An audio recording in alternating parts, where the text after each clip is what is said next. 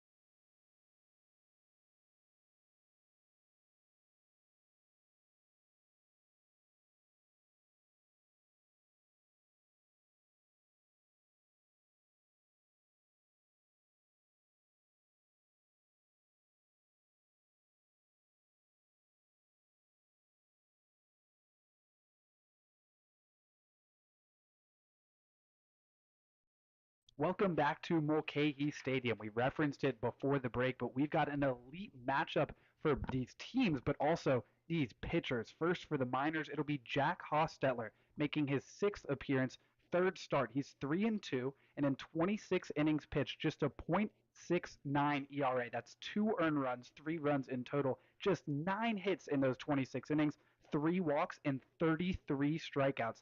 His last time out was against these Bucs. That was the first of 2 consecutive 1-0 wins for the Miners. He went 5 innings, giving up just 2 hits, no runs, 6 strikeouts, and 1 walk. His other start was 8 days prior to that, another one-run win for his Miners. 7 innings that day with 1 earned run, 12 strikeouts, and no walks. So put his last 2 outings, which are his only 2 starts together, that's 12 innings, 6 hits, 1 earned run, 18 strikeouts, and 1 walk, and 2 wins to his name. So the Bucs are going to have their hands full today, but they're throwing out arguably their best starter, definitely one of the top few in Cole Carlone. Yeah, Carlone has been absolutely fantastic for the Bucs, the MVP of the league right now, both doing it on the mound and doing it at the plate. Coming into this game, this will be his sixth appearances. All previous of the 5 have been starts. He is 1-1, 22 innings pitched, giving up just 11 hits and 6 earned runs, good enough for a 2.45 ERA, and just had that one kind of bad start against the Oilers out in the Peninsula. But besides that, he's been absolutely nails. Back just over a week ago against the Miners in a 9-1 victory. Carlone also picked up a couple base hits, but on the mound, he started, went 5 innings, 1 hit, 1 earned run, had the 3 walks, was a little unusual, and just the 1 strikeout. But Will, we noted that just like guys like Garvey Rummer, he has that strikeout stuff, but he also has the ability to get weak ground balls, weak fly balls, and that's what helps him so much go longer into games. And even though he went 5 innings, we've seen him 6 innings before, and I wouldn't be surprised if tonight against the Miners, who struggle, or today, excuse me, who struggle a little bit in the hitting side, have done better as of late, but on the lower of the averages coming into the month of July, should have some success against the Miners batters. And speaking of the Miners batters, we'll go ahead and give you their starting lineup for the visiting Miners. They will lead it off with Chase Wilcox, who will play third base. Usually don't see him lead off. We usually see Drake Kerr lead off, who will bat second today and will play in his normal center field spot. The right fielder will be Kyle McCausland in the 3-hole. Batting cleanup, and the designated hitter is Brandon Duran. Dom Patrizzi will bat fifth and play at second base, and then Christian Perez will play at first and be the 6-hole batter. Ryan Cochran will bat seventh and play at shortstop. Blake Baltz will hit eighth and be behind the plate, catching up Hostetler. And then rounding out the order, playing in left field, is Riker Scow batting ninth. Once again, for the visiting Miners, it's Wilcox, Kerr, McCausland, Duran, Patrizzi, Perez, Cochran, Baltz, and Scow, all behind their starting pitcher, Jack Hostetler. And as for the hometown Anchorage Bucs, the first place Anchorage Bucs, they'll lead it off with Max Ross back in the lineup. It's been a couple of weeks, been dealing with that thumb injury. He has not played since July 3rd. It has been forever, so great to see him back in the lineup. Hopefully his thumb is all right. He will be roaming around in center field, so of course that thumb would not affect him playing out in center. And then hitting second is Andrew Lamb playing in right field. Cole Carlone will bat third, and he will be on the bump pitching. And then the cleanup batter, Tommy Eisenstadt, back in the lineup, will play at first base. Josh Hankins will play at third and bat fifth. Peyton Knowles will play at second and bat sixth. The 7-hole batter will be Will Burns. He moves down in the order, struggling a little bit, but hopefully a new change of scenery in that bottom half of the lineup will help him out. He will play his normal position of shortstop. Batting eighth, Brody Briggs will be behind home plate, catching up Cole Carlone. And then Riley Hunsaker rounds out the order, batting ninth and playing in left field. Once again for the Bucs, that's Ross, Lamb, Carlone, Eisenstadt, Hankins, Knowles, Burns, Briggs, and Hunsaker, all behind, of course, the starting pitcher and the 3-hole batter, Cole Carlone. So the Bucs make their way out onto the field. We will go ahead and step aside and bring you the national anthem here at Mulcahy Stadium. A beautiful sunny day, and we've not seen the blue skies like this in a long time. So we'll step aside real quick. We'll bring you the national anthem. We'll be right back after this.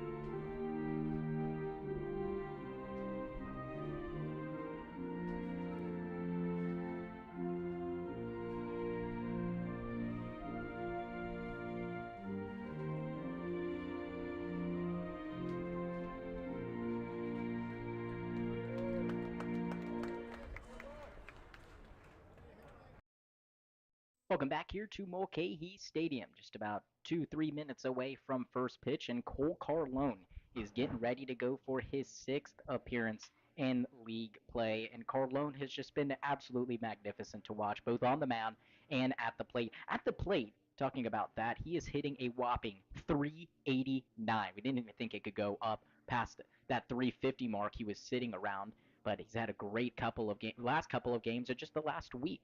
So right, or excuse me, that OBP is 389. That's why I was getting a little confused. His average did actually drop, so that makes more sense to me. But he has been playing really well. 321 average, and if you don't really know college baseball with the metal bats, there is a huge disadvantage. You will see inflated averages in around college baseball, especially at the SEC level and especially at the Arizona State level where Cole Carlone plays at. You'll see averages in the 400s. So seeing an average over 300 and seeing an average over 310 is very impressive to see up here in Alaska, especially with all of the altitude and the balls flying and just the lack of extra base hits really hurts these guys. So a 321 average on the bat department for Cole Carlone and a 389 OBP. He's just looked really good, slugging 420. But as for the mound, he just had that one bad start out in the peninsula where he gave up 5 runs in 4 innings against the Oilers. That was his one bad blemish, though. Besides that, has given up just one earned run all season. And that came in the last game versus the Pilots, but it was just the one earned run in 5 innings. Did have the 3 walks, which was a little unusual out of Cole Carlone, but it's definitely something that he will probably work on today. He's at his best when he's throwing that fastball up in the zone. He gets extra velo on it, and he has a really good breaking ball that's going to fall perfectly into the zone. His first start came back June 7th, the second game for the Bucs. 4 innings, 2 hits, and no earned runs. So he has been absolutely sharp this whole season in a big matchup. The Miners win today. They will just be one game back from the Bucs. So a huge game, and Cole Carlone taking a big deep breath as he steps onto the rubber. Stepping up to the plate is Chase Wilcox, and stepping up beside me here up in the booth is Will Hopkins for the play-by-play. Here we go. Appreciate it, Vic. Carlone ready. Wilcox ready. Our home plate umpire ready, and we're ready for baseball. First pitch misses a hair inside. Bucks in the white with the pinstripes. As for the Miners, rocking those camo jerseys that we've been seeing more often from them. Chase Wilcox fouls off Carlone's second pitch. After him, it'll be the typical leadoff hitter in Drake Kerr, and then the right fielder Kyle McCausland. And Carlone's last 2 outings have just been fantastic. 1 hit across his last 2 starts. That's 5 innings each time, so 10 innings and just 1 earned run as well. And not getting that call on the inside corner in the early goings. And Chase Wilcox deserves to move up in the lineup. He was already batting towards the top 3, but he's hitting 305 on the year. Is up there for best average in the league. He's at 4th right now. Hits this one high in the air to left field. Hunsaker is going to have plenty of room, though, and he makes the play. Hunsaker in left field with Max Ross in center field and Lamb in right field, but specifically talking about Hunsaker and Ross, that's a ton of speed out there. Oh, it really is. And ideally, the Bucs wanted to have Ross come back, and he was supposed to come back, but he was still dealing with that lingering thumb injury. Wanted to have him come back first, take the duties out in center field, and with Hunsaker and that hamstring problem, definitely more of a concern playing in center field. Wanted to have him start right or left and give him a little bit of a break, but that was not the case. But Hunsaker did play a couple games in center field before Ross has come back. So this alleviates the stress and gives you a ton of options more. And we saw Max Ross scratched a few games ago, so good to see him actually able to make the lineup, and good to see Drake Kerr swing and miss at that offering. Looked like maybe a changeup from Carlone. Yeah, I was just about to say, you took the words right out of my mouth. Something darting low and away from the righty batter definitely looked like that changeup, and it's great location and something that he could go back to on this very pitch. Way out ahead of Kerr, 0-2. And there's strike 3 called. First strikeout for Carlone retires the second man, and now Kyle McCausland comes up with Carlone looking for a 1-2-3. And I don't know if he backdoored that breaking ball, if it was maybe the fastball. It didn't look like it was the fastball in the outer half, but something backed up on Kerr and just absolutely froze him. And here's a guy that you definitely want to work outside to. I know, Will, you've talked a lot about McCausland and how he steps out of the box with that, or steps out of the bucket, as they used to say, with that front foot. Definitely struggles to hit the outside pitches, and that's exactly where Cole Carlone starts him off. Yeah, and in youth, all the way up through as high as baseball I can remember, you're always taught to keep that front foot in and not back it out. Carlone leaves this one over the middle, though, and McCausland hits it hard into the left center field gap off of one hop. Max Ross fields it, but it'll be a two-out single for Kyle McCausland. And I really liked Max Ross's route to that baseball. At first, he thought he could maybe have a beat on it, but then realized if he was going straight at it and tried to attack it, if it got behind him, that is splitting the gap, and it's going to be at least a two-bagger, maybe even a three if he tries to overshoot that. So a good job by Ross. A ball hit in the gap that could have been a double was limited to a single. So it's a 1-2, no 1-2-3 inning, for Carlone. Now Duran to the plate. He was 0 for 4 last time these two teams played, and swings and misses at the first pitch. That game happening on the 17th, just a few days ago. They played on Monday and Wednesday. Both of them 1-0 wins for the Miners. Oh, one's in the dirt. Great stop by Brody Briggs.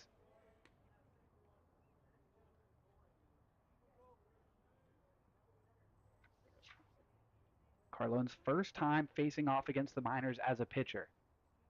Takes a look at first and now comes home. Another one in the air, this time to right center field. Andrew Lamb coming on, and he makes the play. A two-out hit from McCausland, but that's it. Carlone and the Bucs come to the plate when we come back.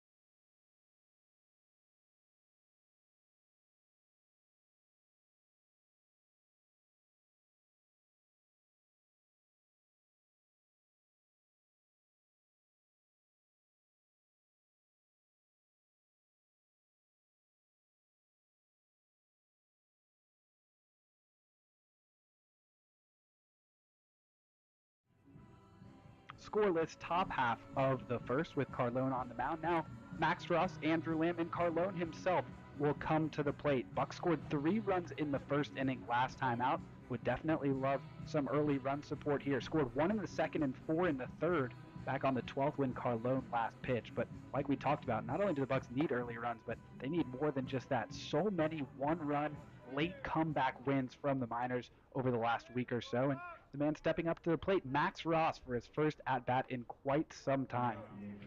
Yeah, really good to see Ross back. He's been a little bit down, just really wanting to get back to playing. And it was at the time of the season where it's just a lingering injury. You don't have much time left, not many games, but I appreciate Max Ross for sticking it out.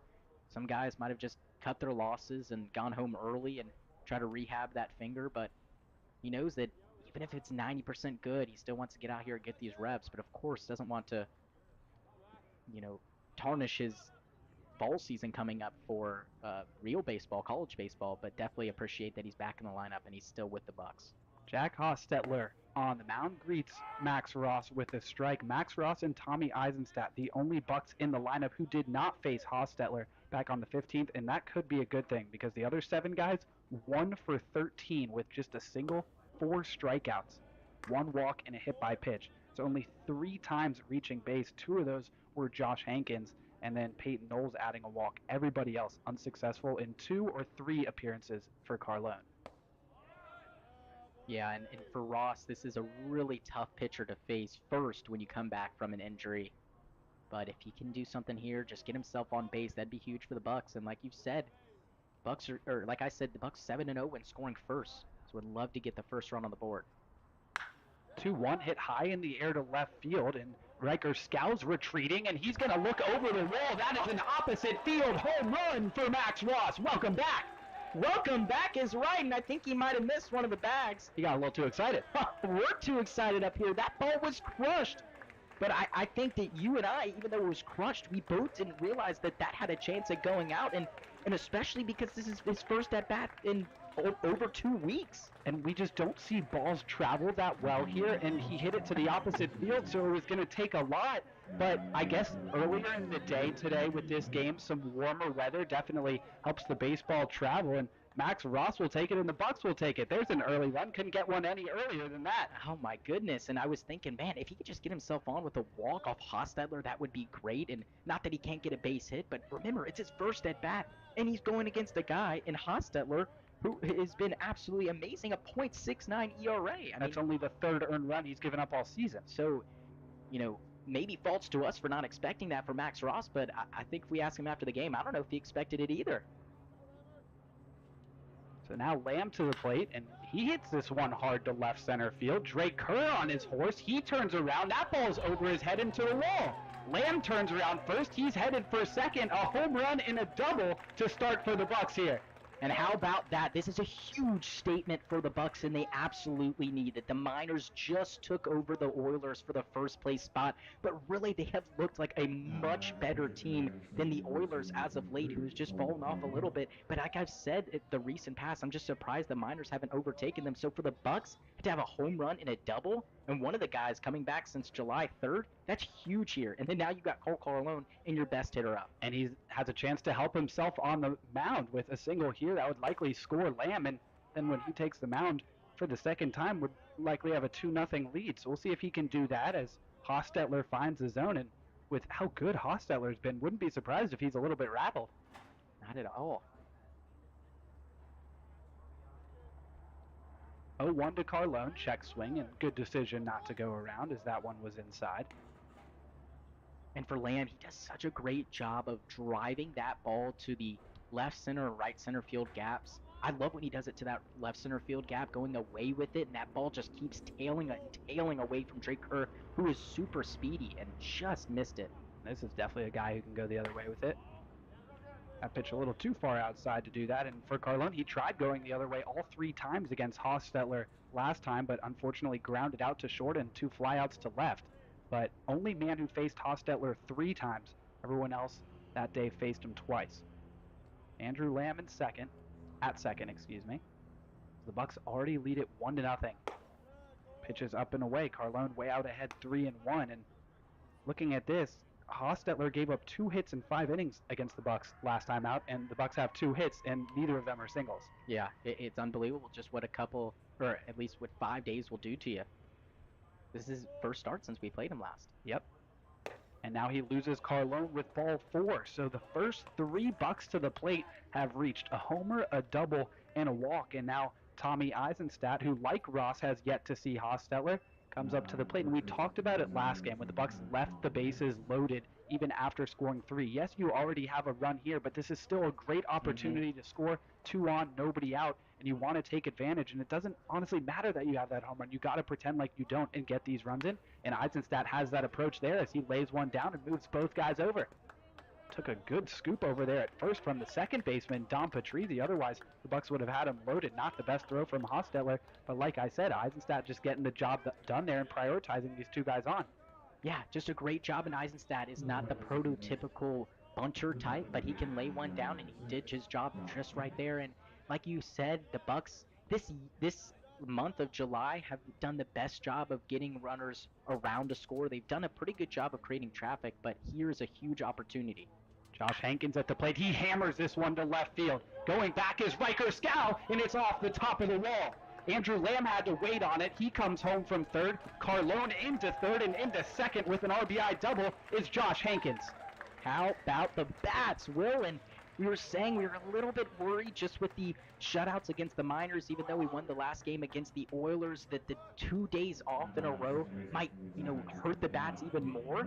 But that has not been the case whatsoever. Not at all.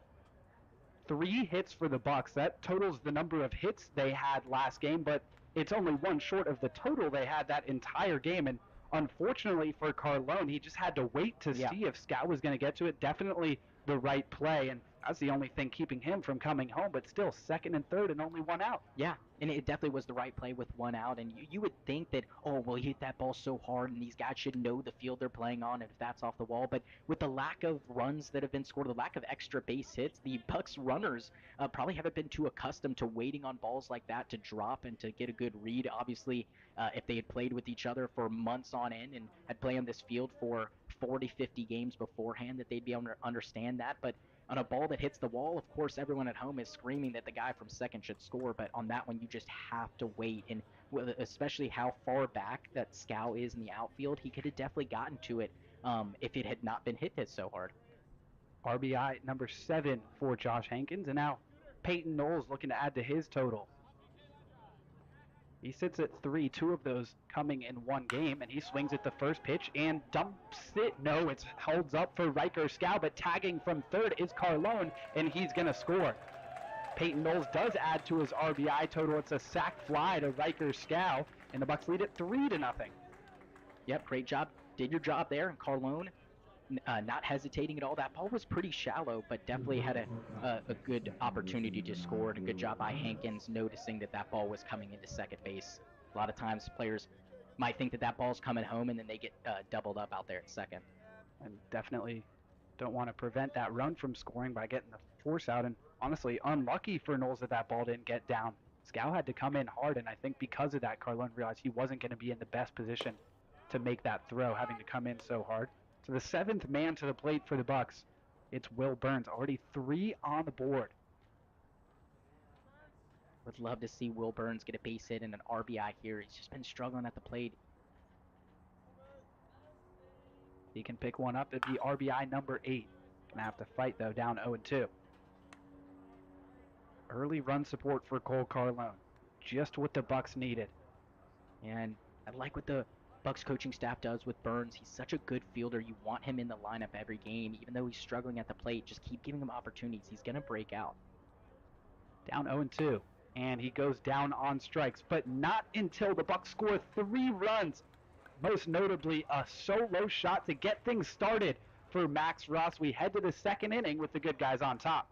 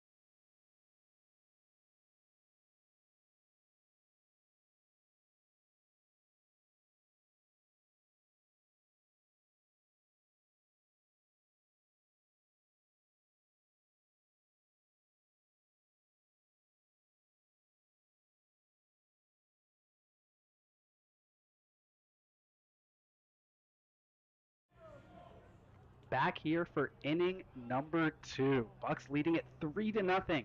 Second consecutive game scoring 3 runs in the first, and now Cole Carlone will face 5, 6, and 7 after he scored one of those 3 runs. Walked and then came around on that sac fly from Peyton Knowles.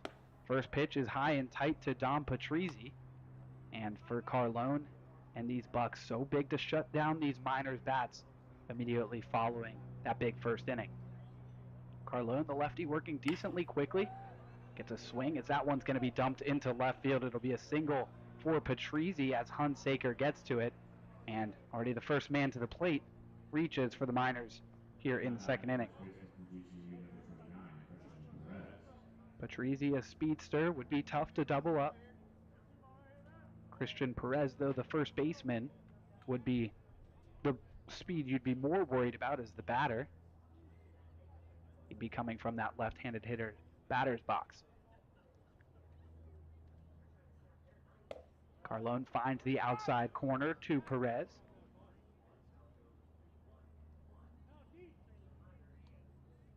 After Perez, it'll be Ryan Cochran. 1-1. Swing and a miss from Perez.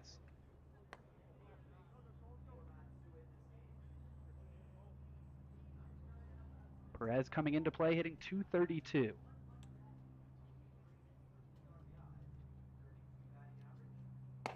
And Carlone's going to lower that with a strike 3 called.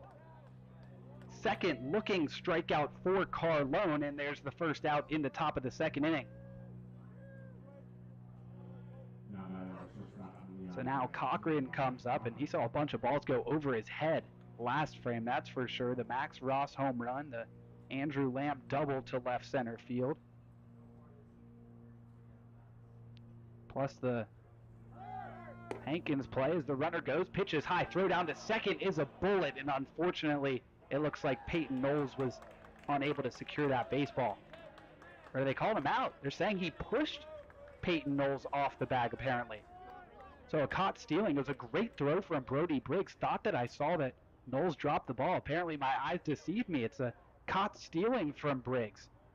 And now that leadoff single is retired. And a big swing and a miss from Cochran.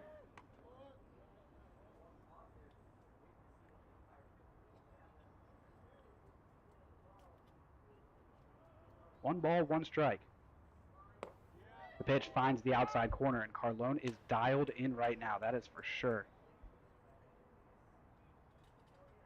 One ball, two strikes, two outs. Carlone's pitch to Cochran. Strike 3 called. Second looking strikeout of the inning, third of the game. And the Bucs keep that 3-0 lead through the top half of the second, looking for more when we come back.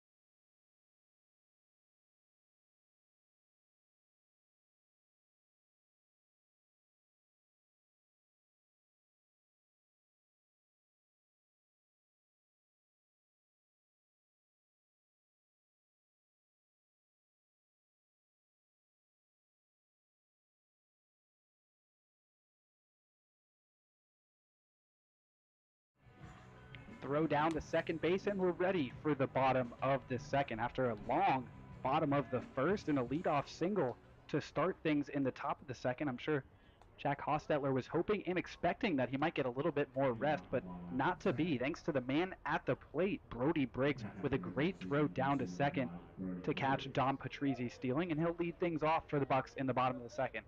3 runs in the first, looking to keep that scoring going. He shows bunt and wisely pulls it away as the pitch is outside. It'll be Briggs, Hunsaker, and then back to the home run man, Max Ross, as the Bucs brought 7 to the plate with 3 hits and 3 runs in the first frame.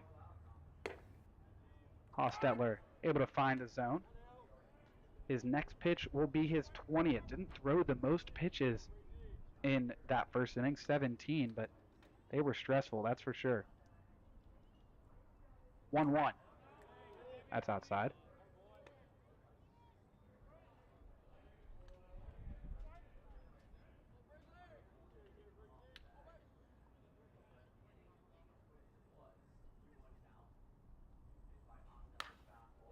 And he swings at this one. It's back on top of home plate, and Blake Baltz will make the play.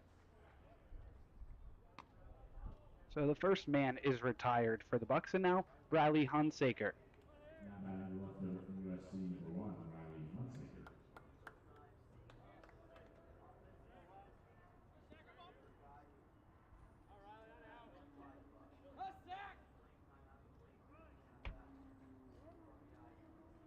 Hunsaker shows bunt, lines this towards the Bucs dugout, or they're down the left field line. That foul ball is brought to you by ABC of Alaska.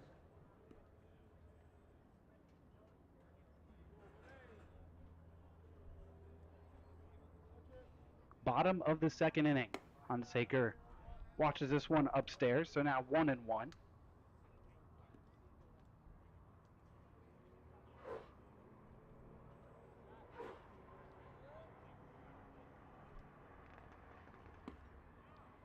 And that pitch catches the outside corner from Hostetler. So now 1-2 to the Bucs left fielder, before they turn things back to their center fielder.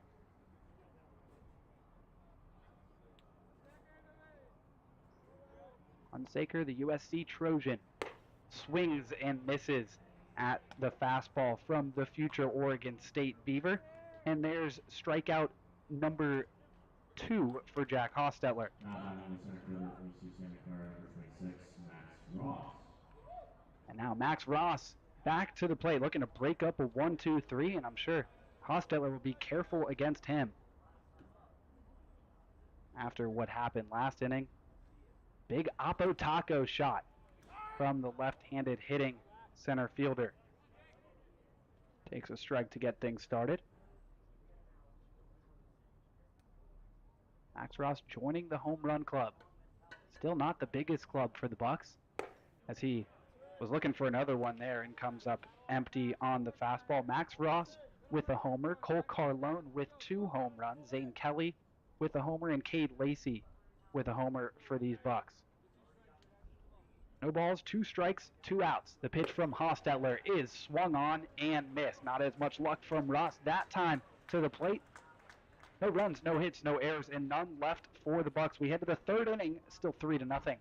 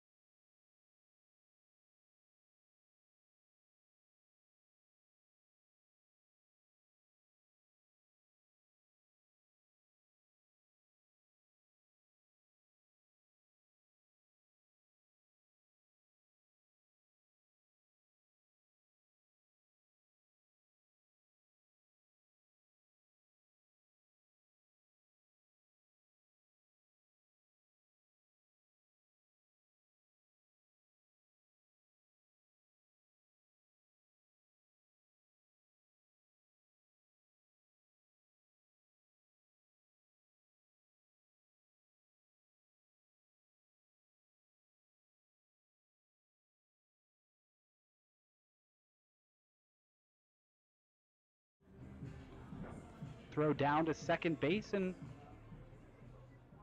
we're now ready for the top of the third inning, or at least Cole Carlone is. Blake Baltz, the catcher, taking a little bit of time to take off his equipment, but now he comes towards the box. No batting gloves for the left-handed hitting catcher, as the Bucs lead it 3-0 here in the top of the third inning. It'll be Baltz, Scow, and Wilcox, 8, 9, and 1, just like we saw from the Bucs in the bottom of the second. Hopefully Carlone can have those same results, a 1-2-3 inning, and that's a good start.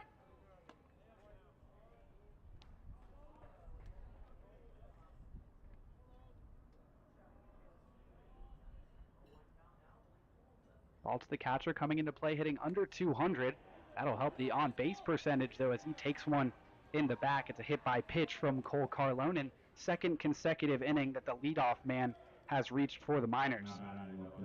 Appears to be A-okay. We saw Briggs eliminate Patrizi with a great throw down to second base. Wouldn't expect Baltz, the catcher, to be running, though, that's for sure. As there's a grounder down the third base line, foul from Riker Scow. Scow's been busy in left field. A lot of balls hit over there hard, some over his head. One from Max Ross over the wall. Scow made a nice play to make a grab on Peyton Knowles in the first, though. Look from Carlone to Baltz, and now home with it, and gets ahead of Scow 0-2. Talking about Baltz over there, not likely to run. No stolen base attempts so far this season. Not everybody's catcher is as speedy as the Bucs with Brody Briggs. No balls and 2 strikes to the 9th place hitter, and good pitch from Carlone trying to get Scow to chase, but he does not oblige.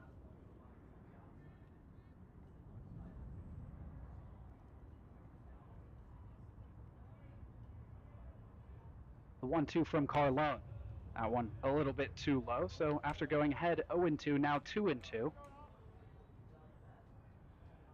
Carlone's done a great job, though, throwing strikes. Obviously lost that one to Baltz, but no walks so far for Carlone. Now that's in jeopardy as his 3rd straight ball is up and in. 28 pitches so far for Cole Carlone. 3 balls and 2 strikes with none away here in the top of the 3rd.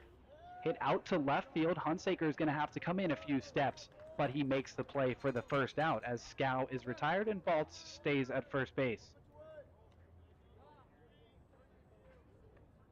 Brings up Chase Wilcox, who flew out to Hunsaker as well to get things started in the first inning. That one towards the left field line. Decently deep, just about 10 or 15 feet from that gravel warning track. Wilcox came into play hitting 305 as he takes a strike. That 305 mark, good for 4th best in the ABL behind Max Rothberg of the Oilers, Cole Carlone of the Bucs, and Colin Robson of the Oilers. Count evens 1-1. See if Carlone can get Wilcox to roll over one. If not, Drake Kerr would come to the plate. Ball and a strike. Misses low.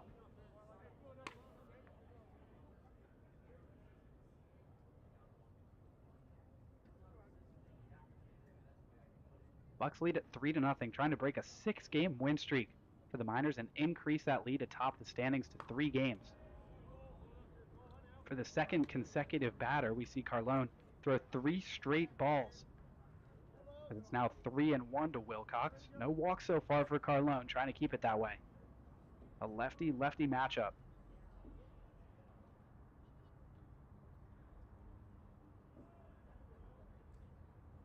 (3-1) to Wilcox.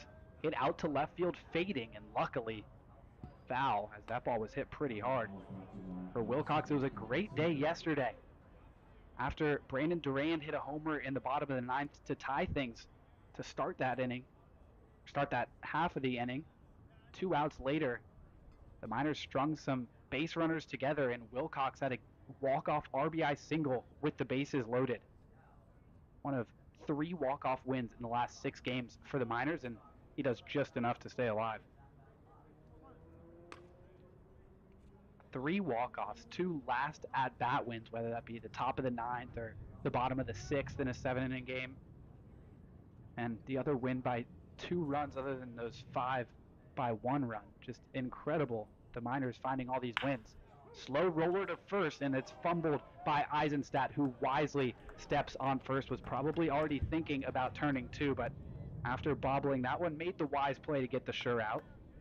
So Wilcox grounds out. Baltz is over to second in scoring position now, but 2 outs here in this top of the 3rd.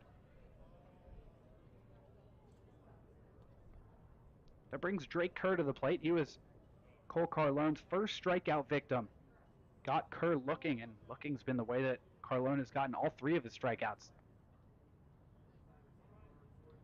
Carlone trying to keep that 0 on the board for the Miners. And there's a line drive over Peyton Knowles and into center field. Rounding third and coming home is Blake Baltz. Eisenstadt is going to cut off the throw, and the Miners are on the board. It's now 3-1 with the RBI single from Drake Kerr. Kerr's 11th RBI of the season, scoring Blake Baltz, and Carlone unable to get a third consecutive 0 on the scoreboard. 2-out run from these Miners as Kerr was first pitch swinging. So now Kyle McCausland, who hit one hard into left center field his first time up. Max Ross did a great job to limit that to just a single.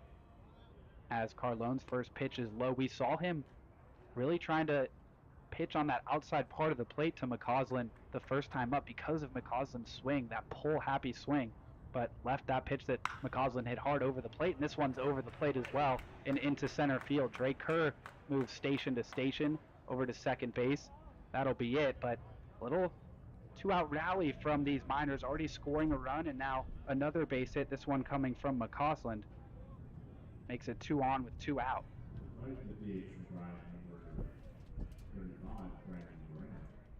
So after those 2 base hits, Briggs will go have a chat with Carlone. Try to talk about how they'll get this third out with the designated hitter Brandon Durand at the plate. He flew out to Andrew Lamb in right field to end the first inning, and the home plate umpire headed out to the mound to break things up.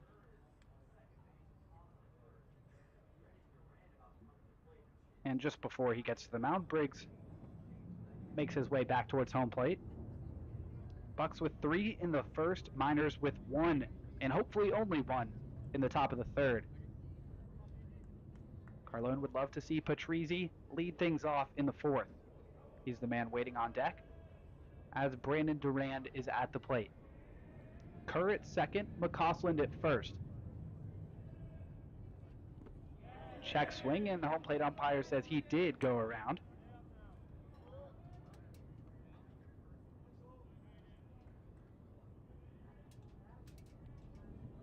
So 0-1 to the designated hitter. Carlone up to 40 pitches now. 0-1. Swing and a miss. Carlone ahead 0-2, looking for strikeout number 4, but more importantly, out number 3 here in the third inning. Send things back to the Bucs bats and get that run back. Carlone due up second himself in the bottom of this inning. 0-2 to Durand. Swung on and missed. Strikeout number 4 from Carlone. First one swinging, and he ends this top of the third inning after an RBI single from the Miners. It's 3-1. The Bucs look to get the run back when we come back.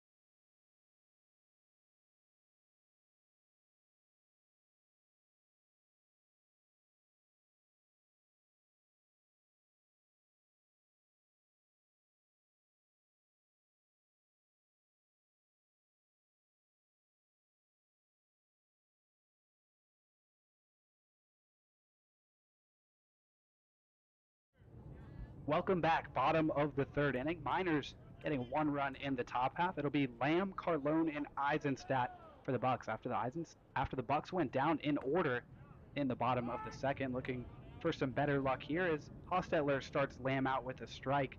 Lamb hit one hard to left center field. Picked up a double.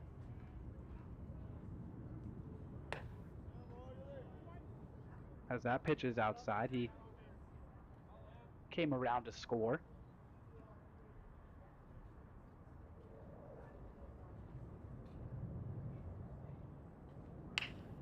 Hits this one on the ground to Patrizzi. Gloves it and makes the throw in time, 1 away here in the third. Brings up today's pitcher for the Bucs, Cole Carlone. Expect him to stay in the lineup even after he's removed as a pitcher. 42 pitches so far, so still a few innings left for him.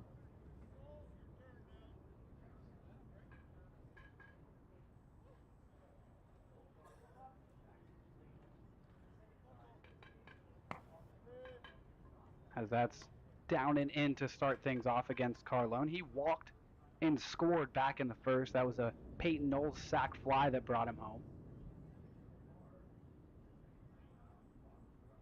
Ball and no strikes.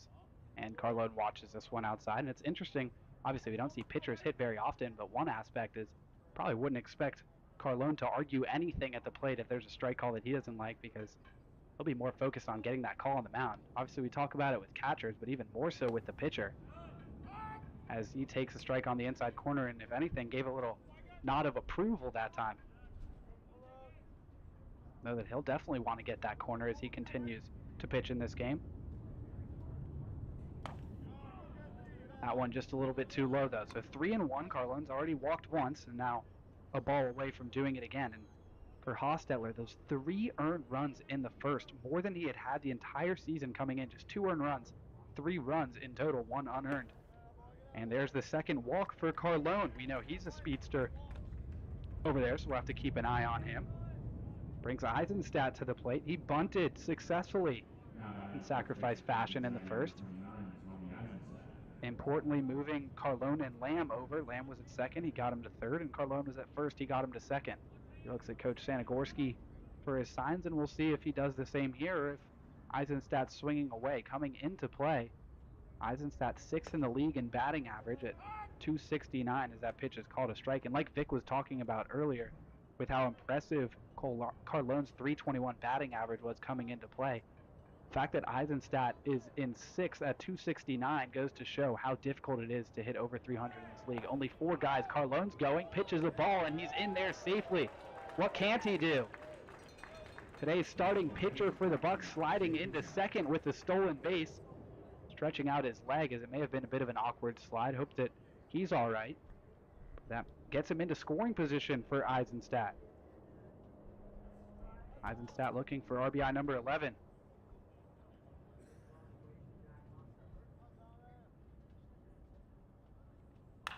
Swings at it, hits it high in the air down the left field line. That'll be out of play. So ball and 2 strikes on the Bucs first baseman.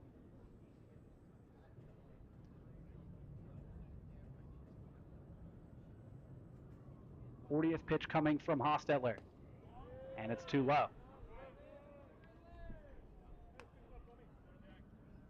1 run on 4 hits for the Miners, 3 runs on 3 hits for the Bucs as Eisenstadt hopes to add on. Carlone at second, hoping to score to increase the lead he has to work with when he gets back out on the mound. 2-2, up and away. Josh Hankins waits on deck. He already has an RBI with a 2-bagger. Hammered a ball over Scow's head in left field. Full count pitch to Eisenstadt. Hit in the air, shallow center field. Kerr is sprinting on, and that's going to drop between him and Ryan Cochran. It's a single for Eisenstadt. Carlone only over to third because he had to hold up to see if that ball would be caught. But it's runners at the corners for the Bucs with 1 away now as Hankins comes up to the plate, and another good chance for an RBI for him. Ball was not hit particularly hard and was hit decently high, but could not have found a better spot. Not really much of a chance for Kerr or Cochran, and these outfielders We've seen outfielders in this league cheating a lot of the season, but with the way the Bucs hit the ball around in the first inning, definitely not something these minors outfielders can do. So Carlone at third, Eisenstadt at first, and Josh Hankins at the plate. Bucs looking to get that lead back to 3 runs. First pitch almost hits him.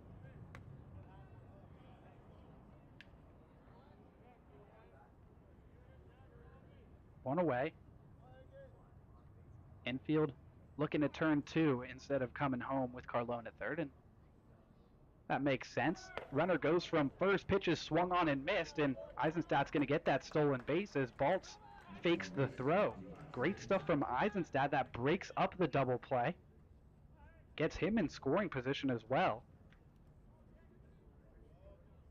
Seeing the Bucs take advantage of those first and third situations all season, and another example there. So now Hankins with a chance for more than just the 1 RBI. He takes the strike.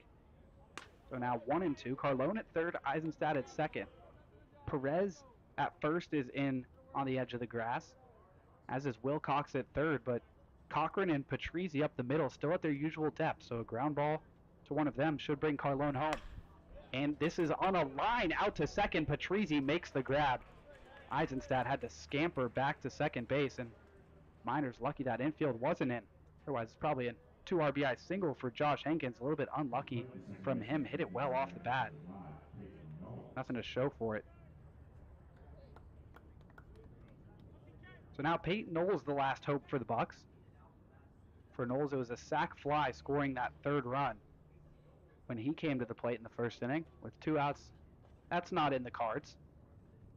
He swings at the first pitch, hits it high in the air to left center. Kerr over.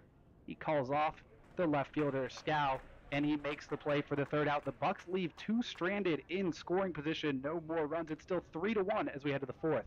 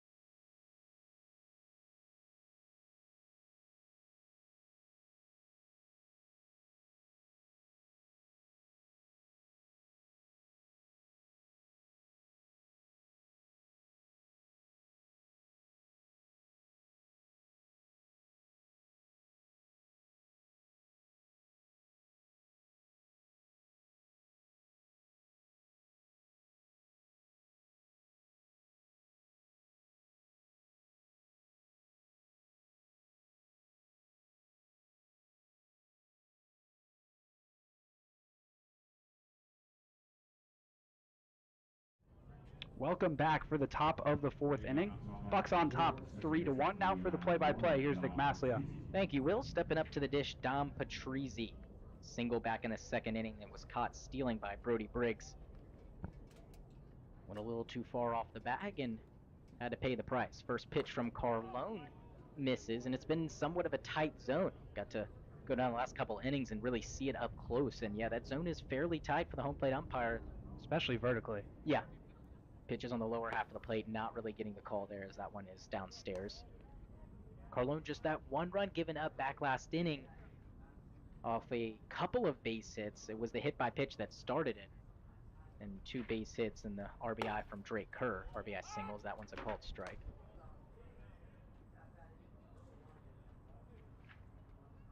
Besides that, Carlone's looked really good and has been making the runs worth it. Just the 1 run, of course.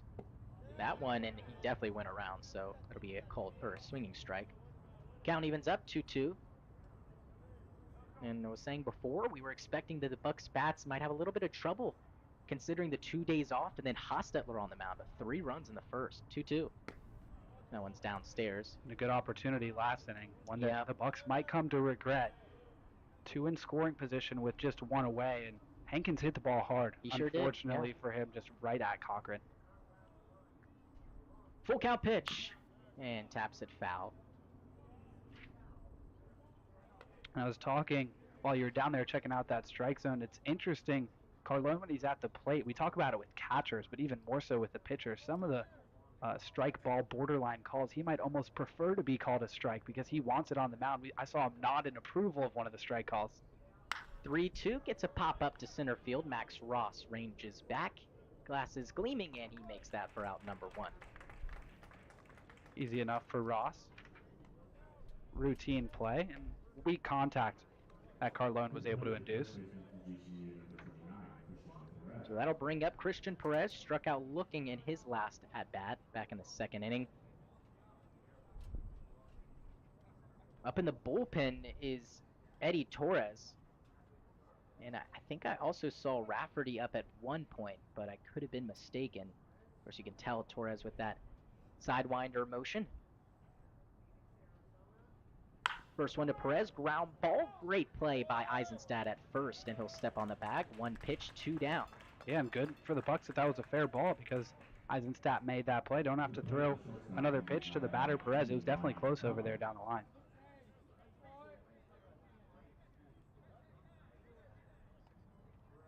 Carlone has given up 1 run in each of his past 2 starts.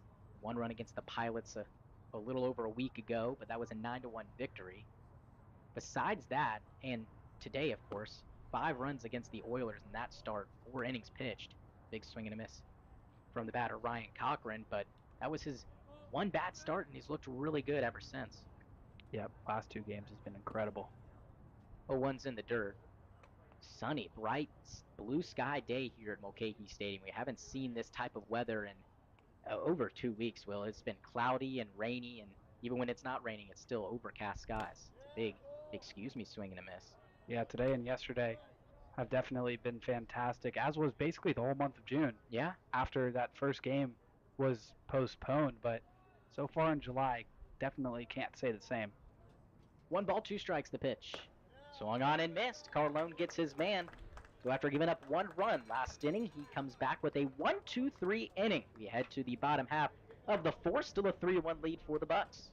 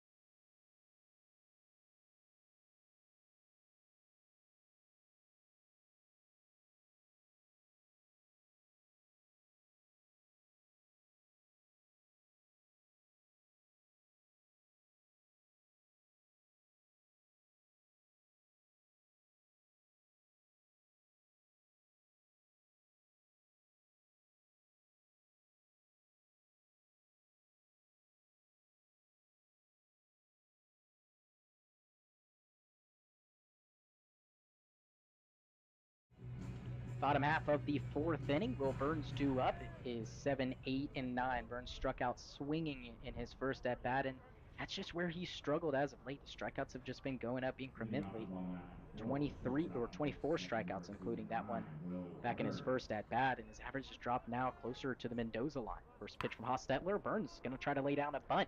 Hostetler fields it. The throw is just in time, and Will Burns' hopes of getting an infield bunt single suddenly diminished. Yeah, unfortunately for Burns, you're talking about the strikeout issues. Even when he's been putting the ball in play, he seems to be hitting into some pretty bad luck. He's hit the ball hard a few times and had fielders get to it, or had balls that have gone just foul. And given the struggles, I like the attempt there of trying to bunt. We know he's a speedy guy. Unfortunately, Hostetler pretty athletic, and that ball a little bit too close to him. So Brody Briggs will bat with one down. Hostetler has settled in here the past 2 frames. That one's outside. And we see that so often. Sometimes when a pitcher struggles in the first inning, they just got to get through that first inning, and they'll settle back in. Bucs had some opportunities last frame, but he was able to deal with it. 1-0, pop up, foul ground. I don't think Scow's going to get to it, and that one's actually going to exit out of play. Scow been really busy. Sure has. A lot of balls hit over there from the Bucs, and it's not just the righties. Of course, only 2 righties in the lineup. Hankins and Will Burns. Besides that, it's all lefties. The lefty barrage versus the righty Hostetler.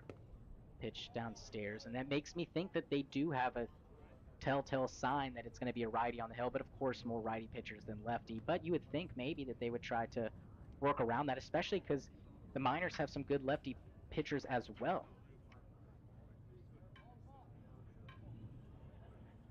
Yeah, most of those lefties out of the pen, but they do have a couple good options. Yeah, all their starters are righties, so I guess that makes sense for why a really heavy left-handed lineup for the Bucs. 2 balls, 1 strike to Briggs. The pitch is outside. The thing that we've noticed so much about these Miners is their pitchers are all just huge. Yeah, they're all really big. Hostetler 6'5", 235. No one catches a corner inside. Keep going. Yeah, Hostetler 6'5", 235. Noah Kendrick 6'4", 195. Aiden Dolinsky 6'5", 240. Their late addition, Hottenbach 6'7", 240. This one's fouled back, and then Harahill at 6'4", 215. Rocco Bernardina at 6'5", 225. Timmerman. Nick Tomasello at also at 6'5", 215.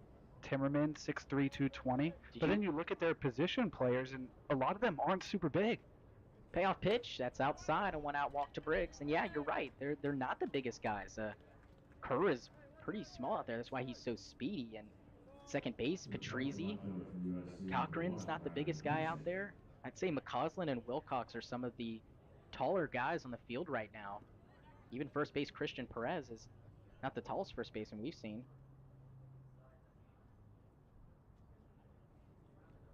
First one to Riley Hunsaker, misses inside. Hunsaker struck out swinging in his last at-bat, similarly to Max Ross, still making his return, and he's played in a couple of games since he's come back after that hamstring injury, and great to have him and Max Ross back. Taking a little page out of Andrew Lamb's book, rubbing his hands on the dirt. Mm-hmm. Both go with no batting gloves, both lefties. Briggs a healthy lead at first. The pitch hit through the hole on the left side, and it's a base hit. Riley Hunsaker goes opposite field, takes advantage of Chase Wilcox, who was shading in a little bit. Maybe expecting that sac bunt. Yeah, not sure if it was that or what it would be, but for Hunsaker, just one of numerous Bucs who we've seen go the opposite way, even though there's 7 lefties in this lineup. If you were to look at the spray chart from game to game, or this game specifically, definitely over half the balls this game have gone on the left side. You'd have no way of knowing, and this is the guy at the plate who definitely did the best job of that of anybody so far today. Yeah, Max Ross, an opposite field solo leadoff blast for him in the first inning as he takes a ball down and in, and we were both not expecting that. I mean, Max Ross just coming back from injury off of one of the best pitchers in the ABL, let alone the minors, and Rockets that home run out there, and that just started the barrage of base hits and led to a 3-run first frame, as that one is low and outside. But for Ross, you know he has that power, and he has the power to go all different ways. We've seen him pull the baseball on Chugiak, had a couple of doubles. Yeah, I guess it's earlier time of day. The batters probably like it. A little warmer, ball's going to travel. You know that thumb's got to be feeling good. Can't hurt on a home run. 2-0, that's going to get through the right side for a base hit. Sanagorski is going to give Brody Briggs the red light as a really good throw home from McCausland, and now Hunsaker has gone to third, and they might have him in a rundown. They'll throw to second, and now he's going to be safe. Wilcox was too worried about Brody Briggs going home, But it looks like the Miners just a total defensive blunder. Hunsaker actually slid into third base and he was caught in no man's land. Such an interesting play. At first, it just was looking like a normal base hit with the stop sign, and then I noticed Hunsaker sliding into third. He and Briggs were there together, and I think with Hunsaker going back to second, Wilcox was just really concerned about Briggs coming home. And good job by Briggs kind of showing like he was going to go home, and they weren't willing to sacrifice trying to get Hunsaker out if it meant Briggs scoring. So luckily for Hunsaker, he's back safely. No, he would have hated to go back to the dugout on a base running blunder like that.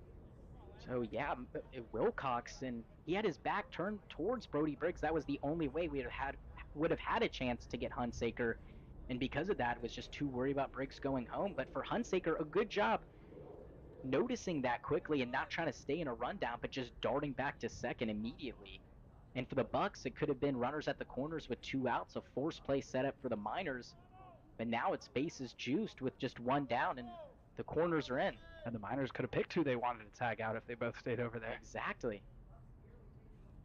First one to Lamb, big swing and a miss. I think that it would have been Hunsaker who they would have said who was out. I think you get to tag either one if they're both actively on the base. But there was no force. The umpire get to choose who it inevitably gets out, or is it who you tags first? Oh, I see what you're saying, because you're technically tagging a guy on a base. 0-1, another swing and a miss. That time a little more ugly as Hostetler buried that on the back foot. Yeah, 2 straight breaking balls to start things off against Lamb. Yeah, I guess you're right. I'm not sure the official ruling on that. I'm sure the Miners would have preferred for Hunsaker to be out as an outfielder. But luckily, we don't have to worry about that. No balls, 2 strikes the pitch. Check swing, but he held it up. Lamb back in the first inning, right after that Max Ross solo shot.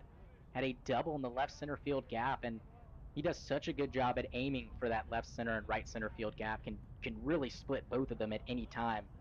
But when he goes to that left field, he has a better chance because that ball tails away from the center fielder. And you can see Drake Kerr shading that way. That ball's in the dirt. And not only was he rewarded with a double, but he was rewarded with a run scored. Another double from Josh Hankins. And that double was probably the hardest ball we saw hit, even harder than the Max Ross home run. That was just a rocket over Riker Skow's head. 2-2. Ground ball out to short. Ryan Cochran flips to second for 1. On to first. Double play. And the Bucs not liking that call at first base. Lamb taking a huge tumble after it. He is okay, but the Miners get the ground ball they need and get out of a huge bases loaded jam with just 1 out. So the Bucs load them up, but they strand 3. We head to the 5th inning. Score still 3-1 Bucs.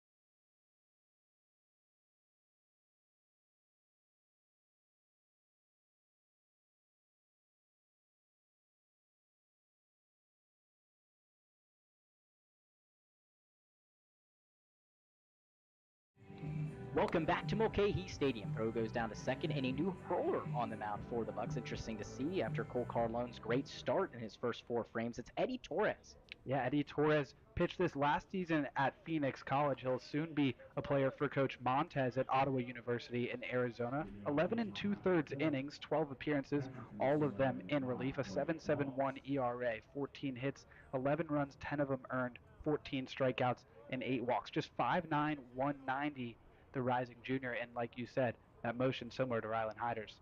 Yep, that sidewinder 3/4 type motion. First pitch is outside. The batter is Blake Bolts, the catcher. Got hit by a pitch in his lone at bat back in the third and came around to score. It's the only run for the Miners.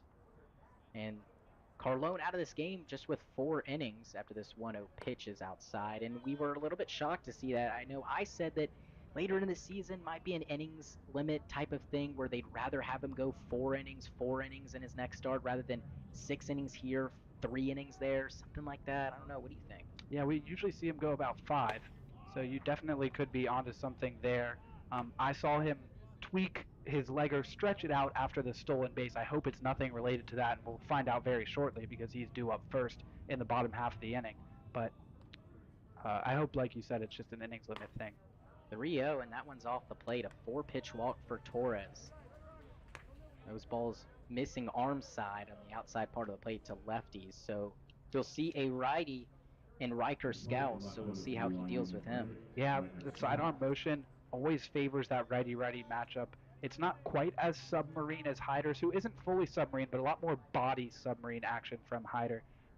For Eddie Torres, a little bit more of a conventional sidearm, if there is such a thing. Now Scow going to square to bunt, but he fouls it back. Go ahead and give you the line on Carlone. 4 innings, 4 hits, 1 run, which was earned. No walks, 5 strikeouts, 3 of them, the first 3 looking. Yeah, just to have that stuff that really fooled these Miners batters. But we know he also has that strikeout swinging type stuff when he works up in the zone with the fastball. Showcase that later in the start.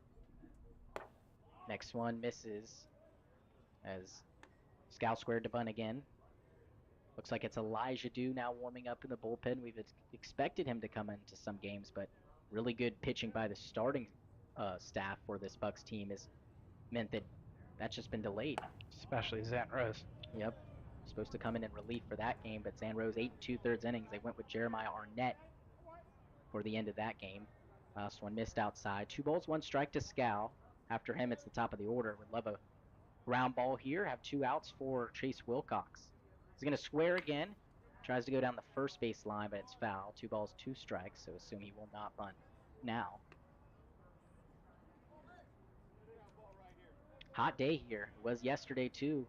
I think we're low 70s, I would say. It's still breezy, so we won't get anywhere higher than I think 72, 73 degrees out here. Maybe we will, but that breeze still gets you, and then no humidity, of course. 2-2, and that hits him.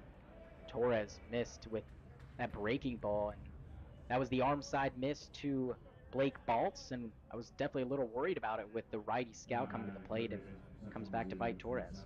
Yeah, not the best start for Torres, but at the same time, we know with sidearm pitchers, we saw it with Hyder, they're very good at inducing ground balls, and the Bucs and Torres could definitely use one here. So it would be tough to double up Wilcox, though. A little bit of a jam now. You can expect the Miners probably lay down a bunt here, even with their best hitter up in Chase Wilcox. He does not square, and that one is outside. Another arm side miss for Torres, who's having trouble with his command early on the mound. Like I said, though, it is Dew, I believe, warming up in the bullpen. I think I see number 40 out there. And it looks like Montez is going to come visit Torres.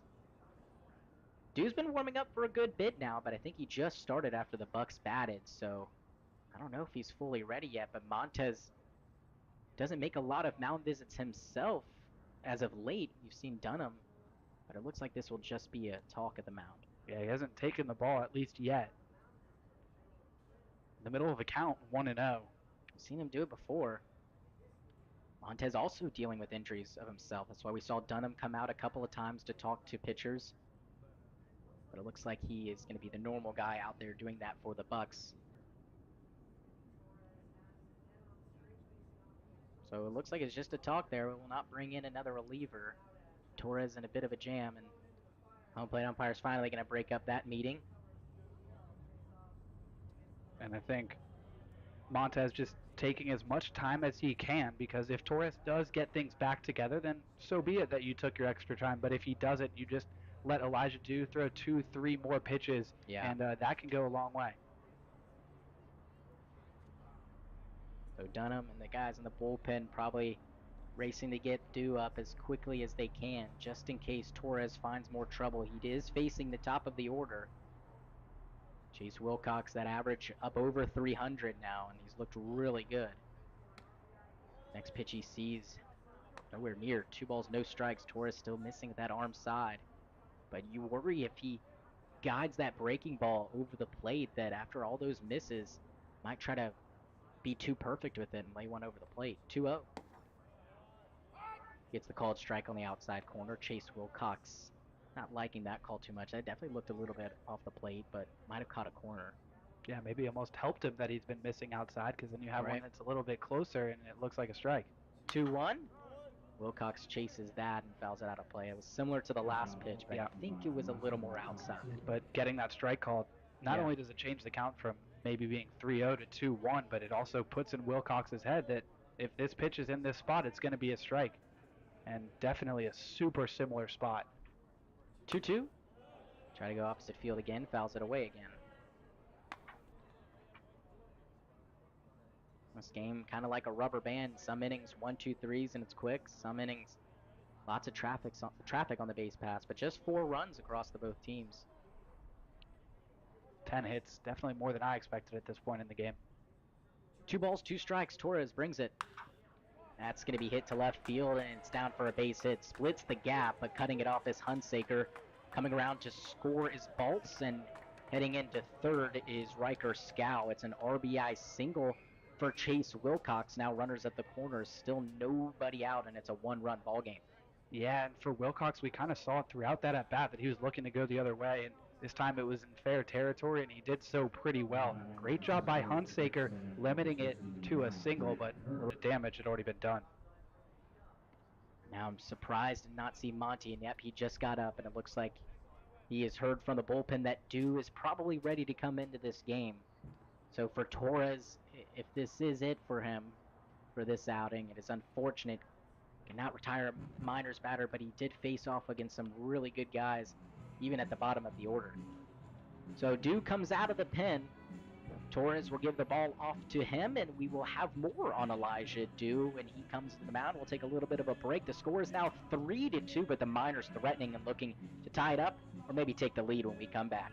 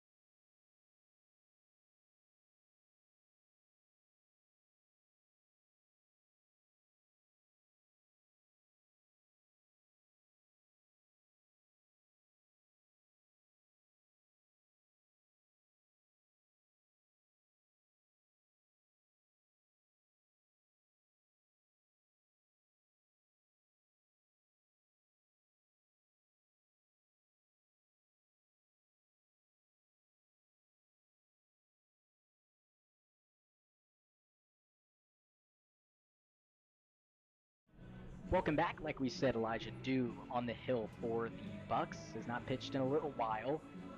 and most of his appearances have been coming out of the bullpen. Does have that one start. This is his 8th appearance, but he's only pitched 7 2/3 innings. We've seen him pitch in some non-league games and rack up innings there. 10 hits, given up 6 earned runs, so a 7.04 ERA, but that's not really what defines Elijah Dew. And Dew just had that one bad outing out in Chugiak, but besides that, it's been really good for the Bucs. Yeah, the Chinooks have kind of gotten his number against everyone else. He's been much better, but last time out was back on the 9th against those Chinooks. Pitched in the inning, gave up a run, a hit, and 3 walks before he was actually ejected from that game. So I know he'll be super ready to get back out there. 100%. Facing Drake Kerr, 2-hole batter for the Miners today, but is usually the leadoff guy, and he starts him with the ball outside. And not only facing Kerr, but just the spot in the game. Runners on the corners, a 1-run game. He's just been immediately thrusted back into things. Sure has, and probably was expected to come in right after Carlone, but Torres got the call first as Kerr fouls that out of play. Dew has the one save. We saw him early on in the season come in later into games, and he's got that strikeout ability. He's got the save situation type of mentality and feel to him, but he also is a guy that we have seen start in that 7-inning doubleheader, and he's done really well in that situation. So a guy that they worked from maybe a closer role all the way back to a starter role, because we've actually seen him come in for longer relief too. Yeah, on July 4th, we saw him throw 6 innings, giving up just 1 run. Looked really, really good that day. Yeah. The 7 earned runs on him in this season, like I said, just don't really go to show you how good he's really been. Late time calls, Dew will step off the hill. And Dew's been super close to coming into a few games recently. We said that about Zane Kelly for a while, and obviously stuff happens. You never know how a game's going to go. You don't expect Zan Rose to go 8 2/3. Even Zan, I think, would tell you that, but that's a result. 1-1, beautiful breaking ball as that curveball, and Briggs will throw to first, but in there safely is Chase Wilcox. Riker Scow moved all the way to third base after that base hit from Chase Wilcox, who stands at first. Scoring was Blake Baltz. Second time he scored both their runs. That one's in the dirt. Good stop by Brody Briggs. Yeah, that ball bounced way out in front of him in that other batter's box, and did a great job to not even really try to get it with his glove, just make sure to get his body in front, and he was up and ready to throw to second, but wisely Wilcox thought better of it. 2 balls, 2 strikes, still nobody out. Dew looking for the first out here in the 5th inning. Next one's in the dirt. A long at bat to Kerr to start for Elijah Dew on the hill, but of course Drake Kerr, one of the best batters for the Miners, and has a tough out.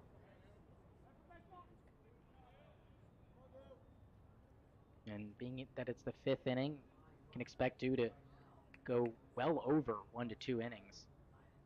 Potentially lead it up to the final guy. Payoff pitch, that misses, and he loads up the bases. Yep, definitely struggled with the release point on a couple of those pitches that we saw spiked. Told me the other day when he was in the bullpen, seeing if he'd potentially go in to relieve Zan Rose, feeling really good about his velocity and his pitch selection in the bullpen, and really looking to get out there. But of course, Zan Rose having a marvelous game. Hopefully he can have that same stuff here on the mound after that first at-bat. Eisenstadt is in. Middle infield is back. Hankins is also back too. Batter McCausland swings and misses at that one. Went on the outside part of the plate, and McCausland nothing to show for it. Yeah, I mean, we keep harping on it, but it's the obvious option. The 2 pitches that have been left out over the plate today, McCausland has hit for a base hit, but on those pitches on the outside corner, he has almost no chance of putting really good wood on it. 0-1. Big swing and a miss. Looks like Briggs and Dew are on the same page with what you're talking about, Will. And probably after those first 2 base hits, Briggs is trying to make the adjustment now with Dew on the hill. And going off speed, too. Not only is it easier for him to hit inside pitches, but because his swing is so out in front, it's easier for him to hit fastballs. So I love that they're going with some slower stuff on the outside. See if they slow down his bat again. 0-2. Check swing. He went around. Good morning, good evening, and good night for Elijah Dew. Took 3 pitches to take care of McCausland, a much quicker at-bat.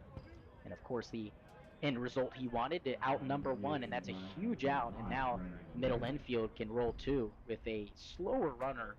And Brandon Durand, designated hitter, is also a catcher. Briggs will have a talk with Dew. I just love that approach from Briggs and Dew.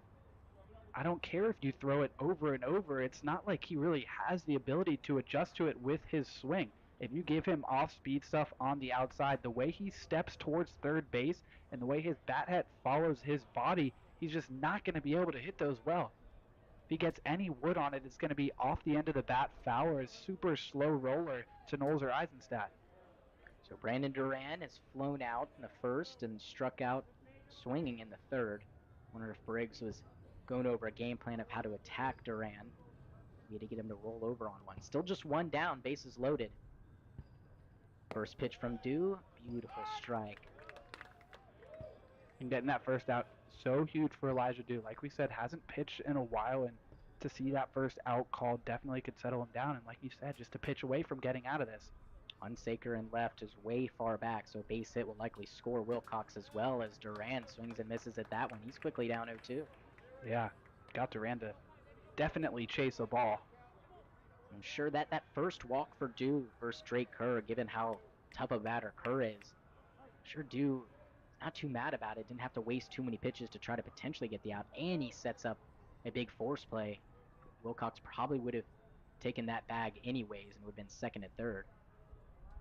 0-2 from Dew. Swung on and missed. Got him with the curveball. And Dew looks like he's found that command after the first at-bat. A great at-bat to Brandon Duran. Only 3 pitches takes care of him. Back-to-back swinging Ks.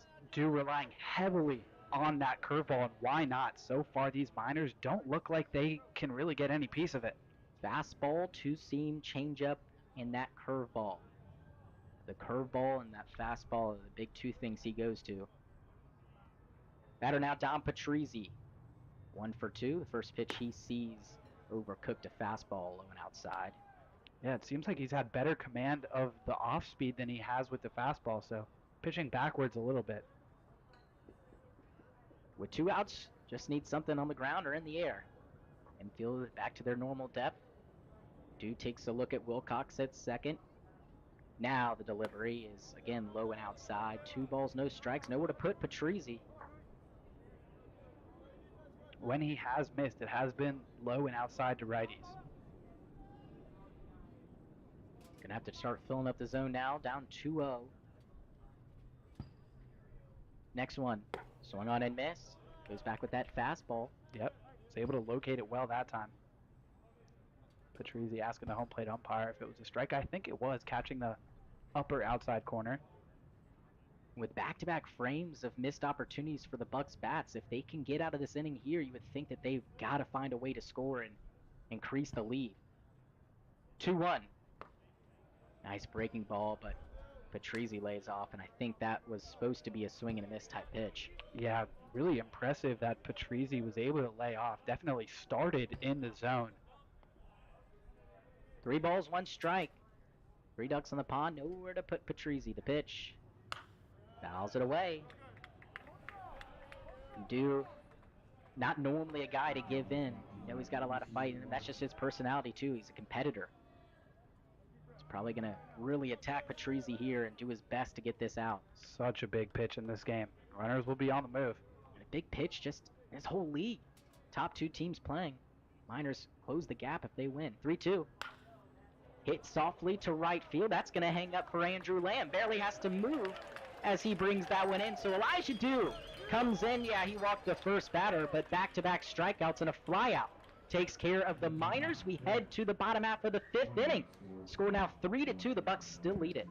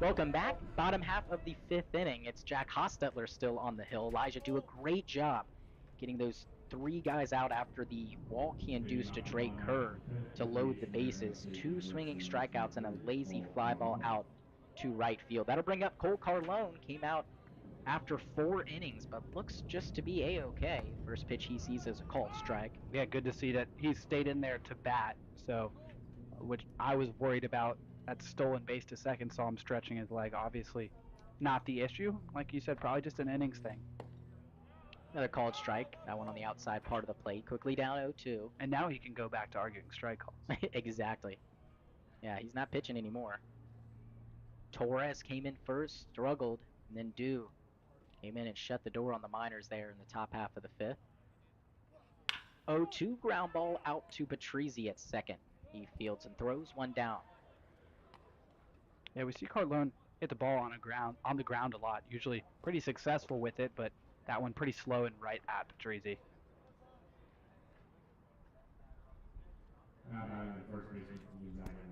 So that'll bring up Tommy Eisenstadt. Has singled and stole a bag. Has also laid down a sac bunt. First pitch he sees misses. And that single could not have been put in a better place. Shallow left center field, really in no man's land. Didn't hit it super hard, but not a lot of defense for a perfectly placed ball. 1-0 misses outside. The past 2 innings, the Bucs have started their rally after the first out was recorded. Back in the 3rd inning, a 1-out walk and then a single, but runners at first and third eventually after a stolen bag. 2-0, another ground ball out to Patrizzi and another opportunity. And a successful one at that as he gets Eisenstadt 2 down.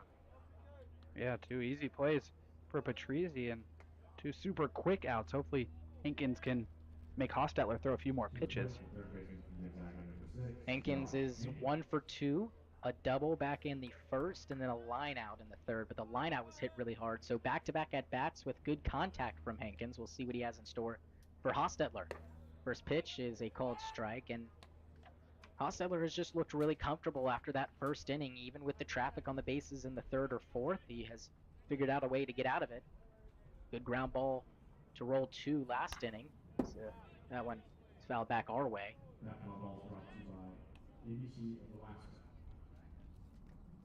Interesting.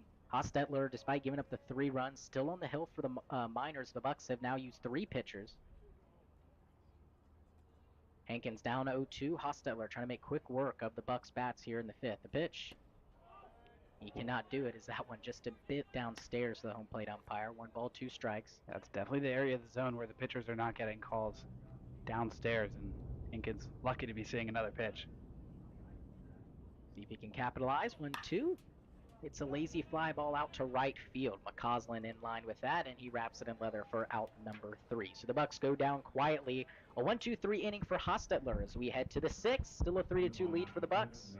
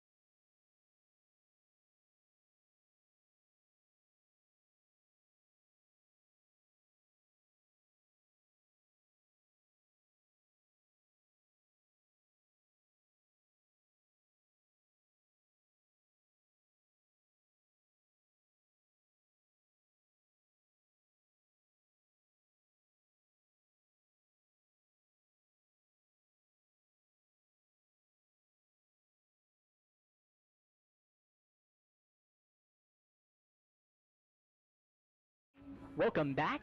Still a 3-2 lead for the Bucs here. Dew still out on the hill. I said earlier that I would not be surprised to see Dew go 2, 3, even 4 innings, be a bridge guy to whoever comes on in the 9th inning or 8th inning, wherever it is. He'll face Christian Perez. 7 of the 9 batters came up to bat for the Miners, but they just got the 1 run. RBI from Chase Wilcox. And Perez hits this one out to right field. Long run for Lamb, but just shy of the warning track. Will haul that one in, 1 down. And that's what we're so used to seeing these fly balls end up like, stopping in that imaginary wall that you talk about, kind of 30, 40 feet from the actual outfield wall. And luckily in the first inning, that was not the case off the Bucs bats. Dew, after the RBI single from Wilcox off Torres, drew a no-out walk to Drake Kerr and then got 2 strikeouts and a fly ball to keep the bases loaded and strand those 3 runners as that one misses. 1 ball, no strikes. Ryan Cochran at the dish. Cochran 0 for 2, back-to-back strikeouts, 1 looking, 1 swinging, 1-0. He hits this towards right, but it will hang up there for Andrew Lamb, and another opportunity for Lamb in right field. That is 3 straight flyouts to right field. Yeah, this one a little less worrisome than the first out of this inning. That one a little bit weaker off the bat, and let's see if Blake Baltz is hitting one to Andrew Lamb here. He better be ready. Baltz hit by a pitch and then walked, so he's gotten on base both times, and he's come around to score both times. He's recorded the 2 lone runs for the Miners. Crazy that they have 5 hits, and none of the guys with the hits have a run. It's the guy with the hit by a pitch and the walk. Yeah. That one misses up and away from Dew.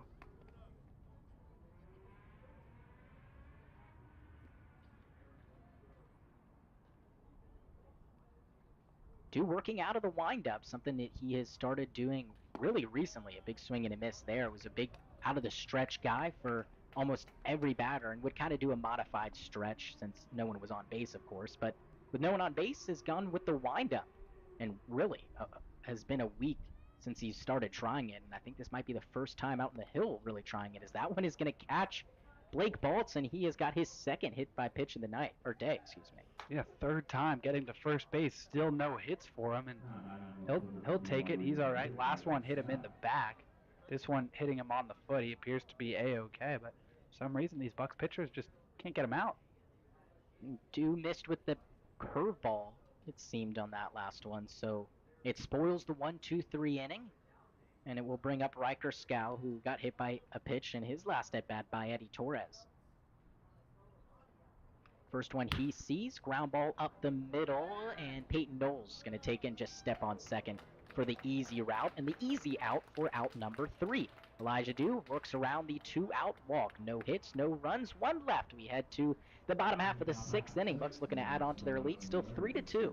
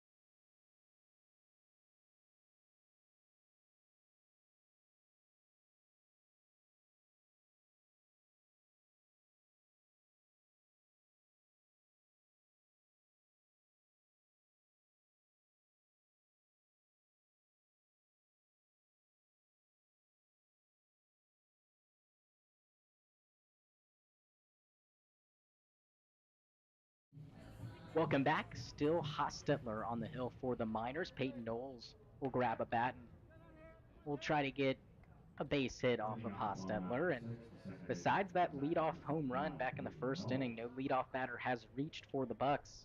That might be the key to their success. I like what Knowles has done. He's tried to go the other way a couple of times. Unfortunately, 0 for 1 does have a sac fly. But I like that approach, and he's hitting the ball solidly. He's not sacrificing solid contact to go the other way with it. Hopefully he gets rewarded this time.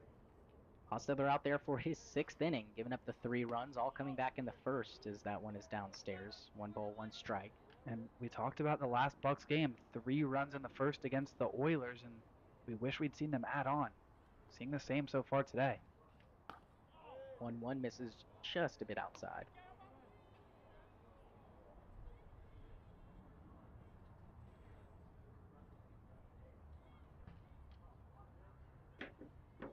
Two balls, 1 strike to Knowles.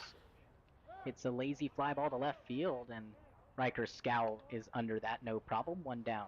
A 3rd time, Scow has retired him. That one not hit particularly hard.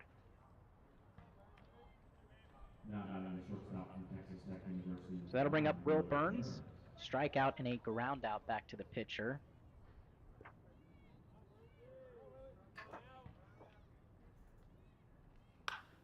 First pitch he sees rockets foul down the right field line. And going back to that last game, the Oilers were able to get 2 more runs after the Bucs scored 3, so it ended up being a 3-2 game. And like you said, the Bucs just wishing they had scored more runs, but ended up getting the win as Will Burns picks up a base hit, goes center field. Good to see him swinging the bat good, and he deserves it. You mentioned earlier that he's just been getting unlucky when he puts it in play. A lot of deep fly balls and hard hit balls that just been spoiled, but that one, no one getting to it. Base hit up the middle, so another 1 out runner on for the Bucs. Mentioned the 3rd and 4th inning, we saw a walk by Carlone with 1 out, and then a walk from Brody Briggs with 1 down. Both of those innings unable to score another run. And with the minor success as that one's upstairs, you really want some more insurance runs for the Bucs, because you know that they can come back late in the games with those walk-off wins. Of course, they could have a chance at a walk-off with the sudden death, but here it would be a little bit more difficult. But you know that they're late-game rallies, so definitely don't want to give them any opportunities. That one misses upstairs again.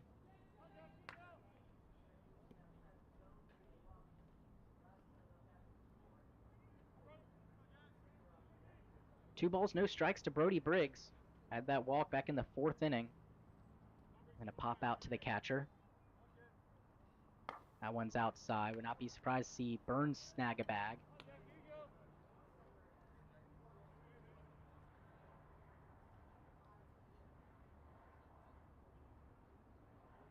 Bullpen pretty empty. Looks like it's up to Elijah Dew to hold the lead.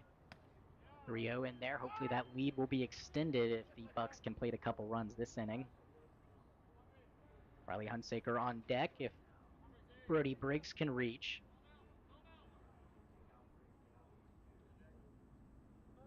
Hostetler back in the count, 3-1. The pitch. That one, they're going to call time before that pitch, and they're going to say it was a balk. I heard someone yell something before the pitch, and I guess it was a balk was called. That one. But interestingly, he's going to first. That doesn't make a ton of sense. Well, with 3 balls. A balk wouldn't be a pitch. It would be time. So I wonder what. And now I think the umpires are going to come have a chat, because that would not make a lot of sense. Yeah, that's what I was thinking. But I don't know why they would send him to first.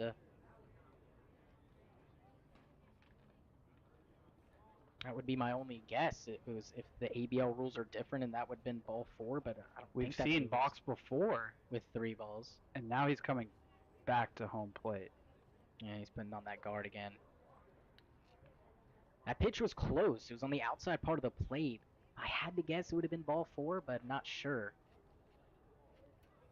So Brody Briggs will head to first base, and Springman was going to come out there and have a talk if things didn't go their way, but he goes back, and now the home plate umpire is going to go have a talk with the Miners head coach.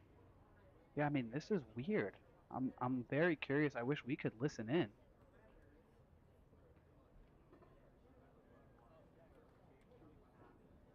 Yeah, just Not really sure why he would get sent to first. So it'll be Riley Hunsaker with one down. Burns at second, Briggs at first. Another good opportunity here for the Bucs. And Tommy Eisenstadt laid down a sac bunt back in the first inning. Of course, that was after the home run, and it did help the Bucs score. So maybe a sac bunt here, but you'll be running into your second out. Hunsaker is 1 for 2, a single and a strikeout. And a long conversation over there from Coach LeBrun and the home plate umpire, and deservedly so.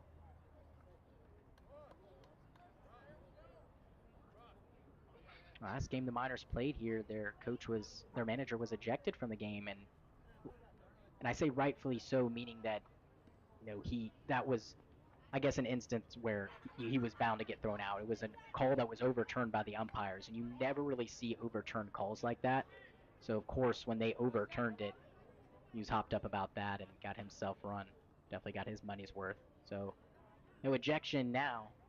But runners at first and second. Burns going to dart for third. They're going to throw down to second base, and they're going to have Brody Briggs out by a mile. And he's scampering around, and they finally apply the tag. Briggs was trying to evade it, but they get him. It was a double steal. Burns went immediately, and I think that Briggs might have just thought that they were going to throw down to third base, but Burns had it stolen easily with Wilcox far off the bag. Yeah, Briggs didn't go immediately with Burns, and that's what cost him there.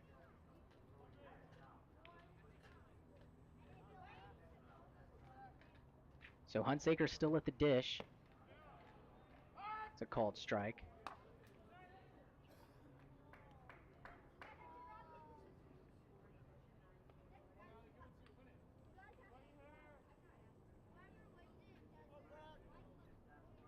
Now 2 down. Fourth run standing 90 feet away for the Bucs.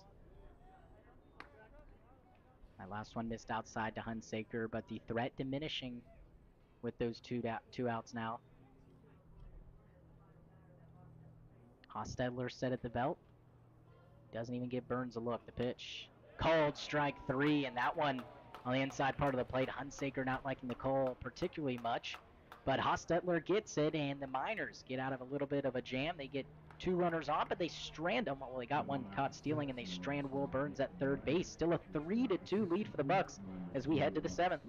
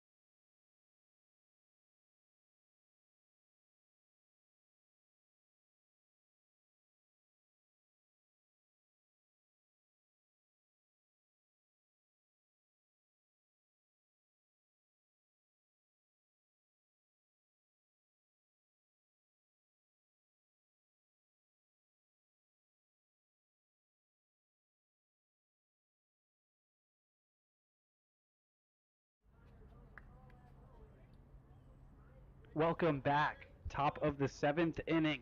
Here, Elijah Dew still on the mound for the Bucs, who are unable to add on to this now 1-run lead in the bottom of the 6th, though. Dew and whoever comes in after him, at least as of now, not much room for error. It's the top of the Miners' order. First man up is Chase Wilcox, and he takes one up and away. Yeah, I didn't want to say this because I didn't know if he was actually warming up, but Chad Gurney's been in the bullpen for a good bit now, and I'm wondering if he's going to come on to make an appearance. Swung on and Out straight back next door to us. And Gurney has mostly been used as a starter. Of course, similar to Deuce, started out of the bullpen. But both Dew and Gurney have starting experience. And when we've seen Gurney in relief, or we'd expect that he'd be more of a long reliever given that starting ability, as Dew does not get the call in the inside corner. That was the same call to Hunsaker to end the inning. It was a called strike 3. And you know a guy like Dew is out there, and he knows exactly where that pitch was. He'll have to keep his cool. Pitches to a similar spot, put in play to center field, and that's going to take a hop in front of Max Ross. It's a leadoff single for the leadoff man, Chase Wilcox. Yeah, and Wilcox has just been hitting the ball so well as of late.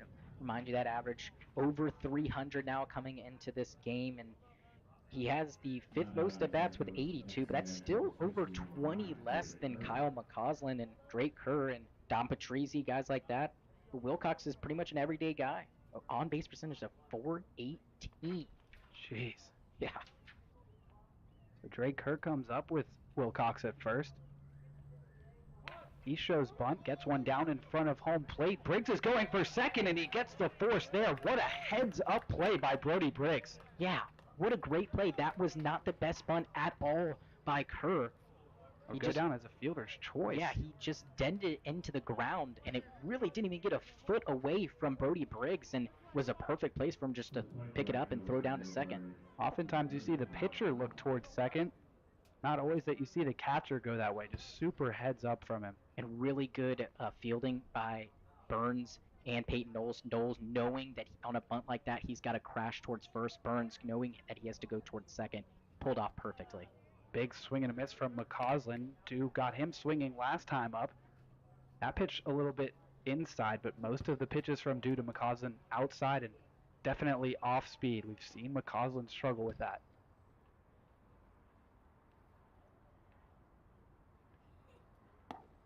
Looking to the outer part again, but McCausland holds up.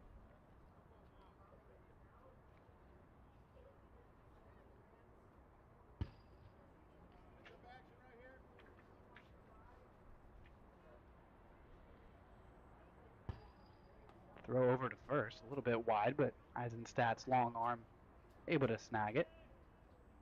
One away in the top of the 7th, Bucks clinging to a 1-run lead. Miners have been masters of these tight games of late. Would love to see Dew have a shutdown inning as McCausland swings at a pitch that was outside. Throw down to second is going to get past Peyton Knowles and into center field. Ross comes up throwing, and that ball is going to get past Josh Hankins. Drake Kerr's coming home, and this is a tie game.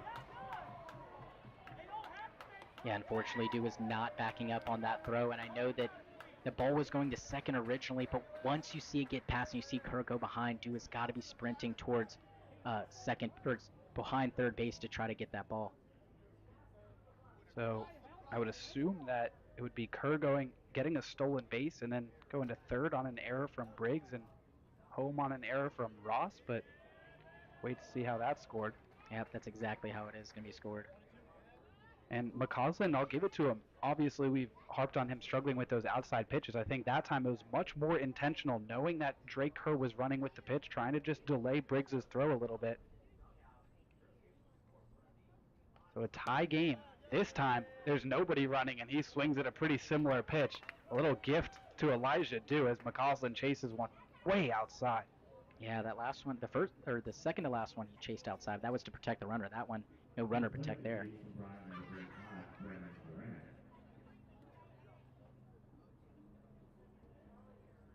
So now Brandon Duran with 2 outs and nobody on. A tie game. 3 from the Bucks in the first, 1 in the 3rd, 5th, and 7th from the Miners. And Elijah Dew trying to keep this tied.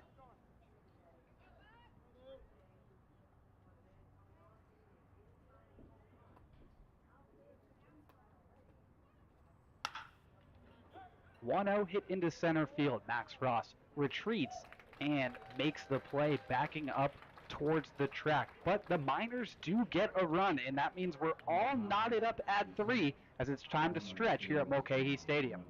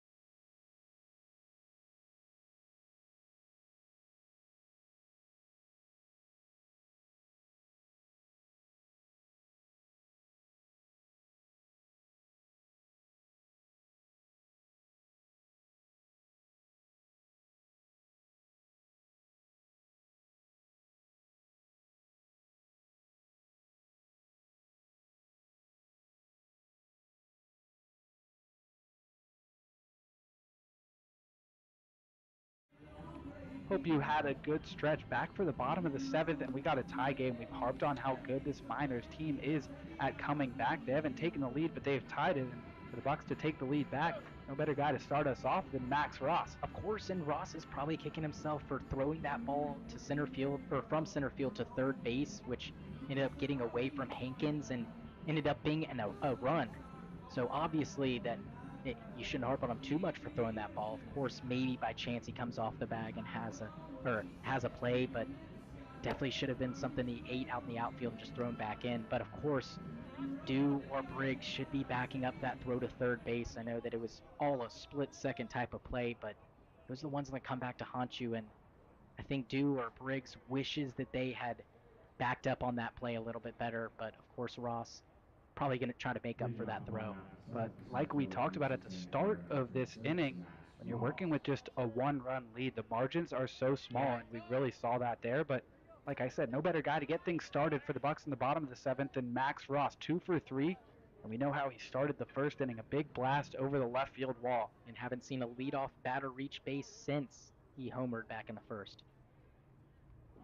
And we know if he can get on base, he's a speedster who could easily move from first to second. And Will, I think that's just how you're going to win this game. You already got that home run out of the way. Don't count on a big extra base hit or a big blast to give the Bucs the lead. You're going to have to try to play small ball. That one finds the outside corner to make it 1-1. Ross, Lamb, and Carlone here for the Bucs in the home half of the 7th. Would love to snap this Miners 6-game win streak and increase that lead at the top of the ABL standings to 3 games. The Miners are able to win. That lead would go down to just 1. The lowest we've seen it in quite some time. The Oilers got it down to a game and a half when they played the Bucs a little while ago, and then they struggled against these Miners, so the Miners took that second place spot. Ross ahead 3-1. And Hostetler's just settled in after that first inning, and that's what was probably worrying the Bucs a little bit, is as this game goes on, he's just getting stronger and stronger. By my count, his next pitch will be his 95th, which is grounded to first. Juan Hop Perez gloves it. He'll take it himself. Oh, excuse me. Actually, a new pitcher on the mound. That makes more sense. Now they all wear the high socks, Will, and like we mentioned before, they're all really tall, so it's not the, I guess, most unbelievable thing to forget out. Ryan Harrahill is the man on the bump for the Miners. Similar haircut as well to the starter Hostetler. But he gets the first man he sees, Max Ross, and now another lefty, Andrew Lamb, who's hit the ball hard in the first and then a couple of ground outs since.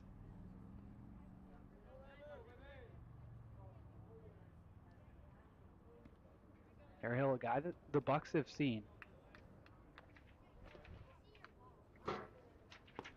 Yeah, Harrahill so far coming into this game, this is his 9th appearance. Started just 2 games, mostly coming out of the pen. He's 2-1, 16 2/3 innings, 12 hits, 8 earned runs.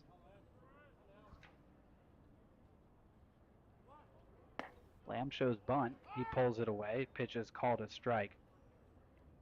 So now that Harrahill is in, we can give the final line on Hostetler. 6 innings, 7 hits, 3 earned runs, all those in the first. 4 walks and 4 strikeouts. 4 walks, a super high number. Yeah. As is the 3 earned runs. Both of those more than he had all season coming in. But still found his way, and that just found his way around it, and that's just what makes him such a good pitcher, is how you get out of, big time spots like that. And of course, the 3rd inning wasn't able to get out of it per se, but was able to follow it up with a lot of goose eggs. High in the air, just beyond the infield and shallow right field. Patrizzi calls for it, and he makes the play. There's 2 away. So Cole Carlone comes to the plate. Bucs looking to avoid a 1-2-3. So used to seeing this team respond after runs from the opposition. They've yet to do that tonight. Today, I should say. It's so difficult. This looks the same type of sunlight as a 6 o'clock game, really. And I said we've seen Harrahill. He pitched both on the 15th and the 17th against the Bucs. An inning and a third respectively, as he gets a called strike to start off Carlone. No runs and no hits in those 2 1/3.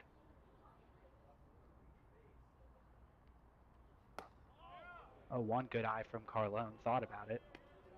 It looks like it's Eli Lipinski up in the bullpen, I believe, for the Bucs.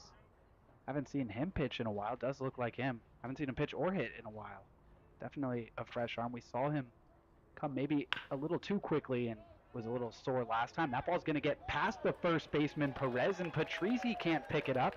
There's a bit of a gift for the Bucs. We'll be interested to see how that one scored. And it's got to be an error. That is a really soft ground ball from Carlone, and you could make all the arguments that it's a little bit tricky, but you got to get a glove on that. And I really do think that at first base, Perez had a piece of leather on it, and it just slipped past him. But definitely have to make that play. And even if Patrizi fields that cleanly at second base, there's really no one on the at first to cover. Harehill kind of backed off when he realized that Perez was probably going to make that unassisted. Long pause from Harehill, maybe trying to prevent Carlone from running as Eisenstadt grounds this one to short. Cochran just going to step on second base. The Bucs can't make the Miners pay for the error.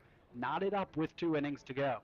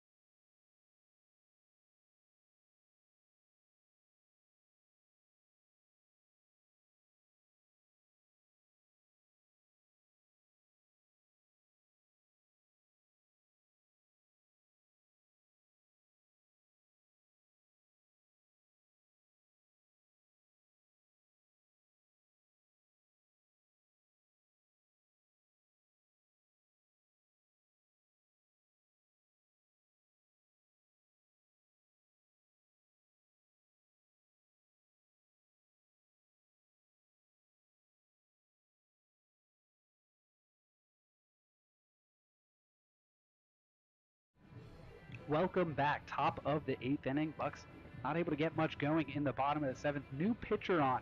It's Eli Lipinski, and we haven't seen him in a while. Yeah, and this is his 7th appearance, which is interesting.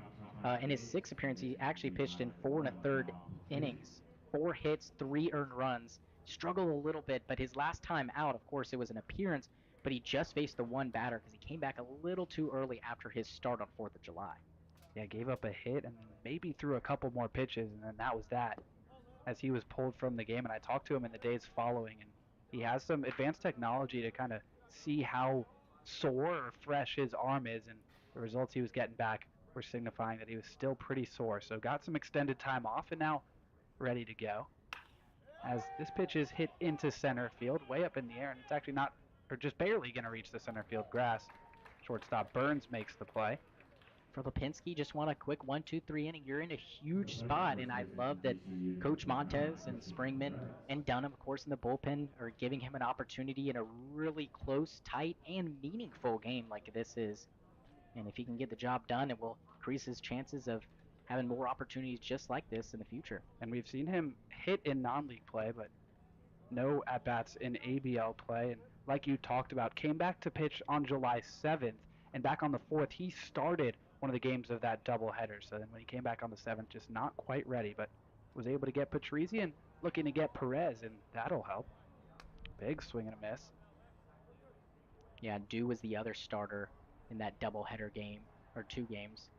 Both of them doing an amazing job. 1 ball, 1 strike, 1 out. That one's grounded to first. Eisenstadt has no problems with it, and there's the second out. And speaking of Elijah Dew. Give you his line, 3 innings, 1 hit, 1 run. That was unearned coming last inning off of a few errors. A walk and 3 strikeouts for Dew. And he came into a super difficult situation, first and third with nobody out, I believe. Yeah, nobody out. And after the walk, really just locked in. Yep, 2 strikeouts and a fly ball. And just unfortunate that he didn't have a clean outing this time with the 1 run. Of course, that was unearned, but probably if you asked Dew, you would have thought that he probably should have been backing up at third, but throw probably shouldn't have been made to third anyways, so a little unfortunate. And one of the most important stats from Dew's outing is actually Eddie Torres' stats. Only 1 earned run from Torres. That came when he was in the game, but could have easily been more as Dew came on with 2 inherited runners, and neither of them came around to score. Check swing, that's going to be fair. Lipinski scrambles to go get it. It's going to have to fire quickly, and he does. Outstanding play by Eli Lipinski to cap off a 1-2-3 top of the 8th. Bucs coming back to the plate, looking to take the lead.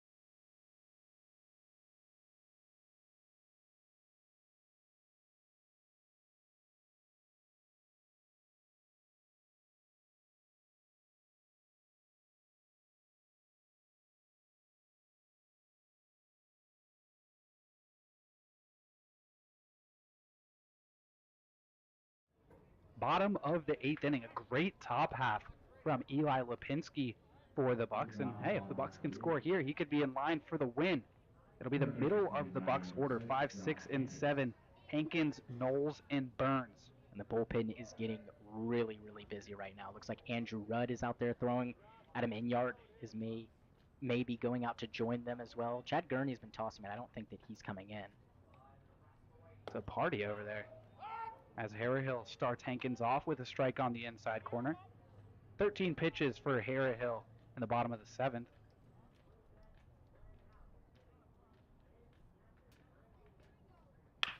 A 1 grounder foul. Harrahill taking over for Jack Hostetler, who, despite having the worst statistical outing of his season, really turned things around after that first inning. Bucs bats have been pretty quiet since, and we talked about how we needed those runs early, which the Bucs got done, but we also said we needed runs often, and Bucs haven't quite done that, but with the pitching limiting these minors to just 3 runs, a bunch of Bucs are going to have opportunities here in the 8th or 9th to make sure to get things done, but Hankins not going to be that guy here as he goes down looking. Yeah, and this was the opportunity, or this was the inning that the Bucs need to get that leadoff guy on, and it just makes things so much easier to try to get a run around to score.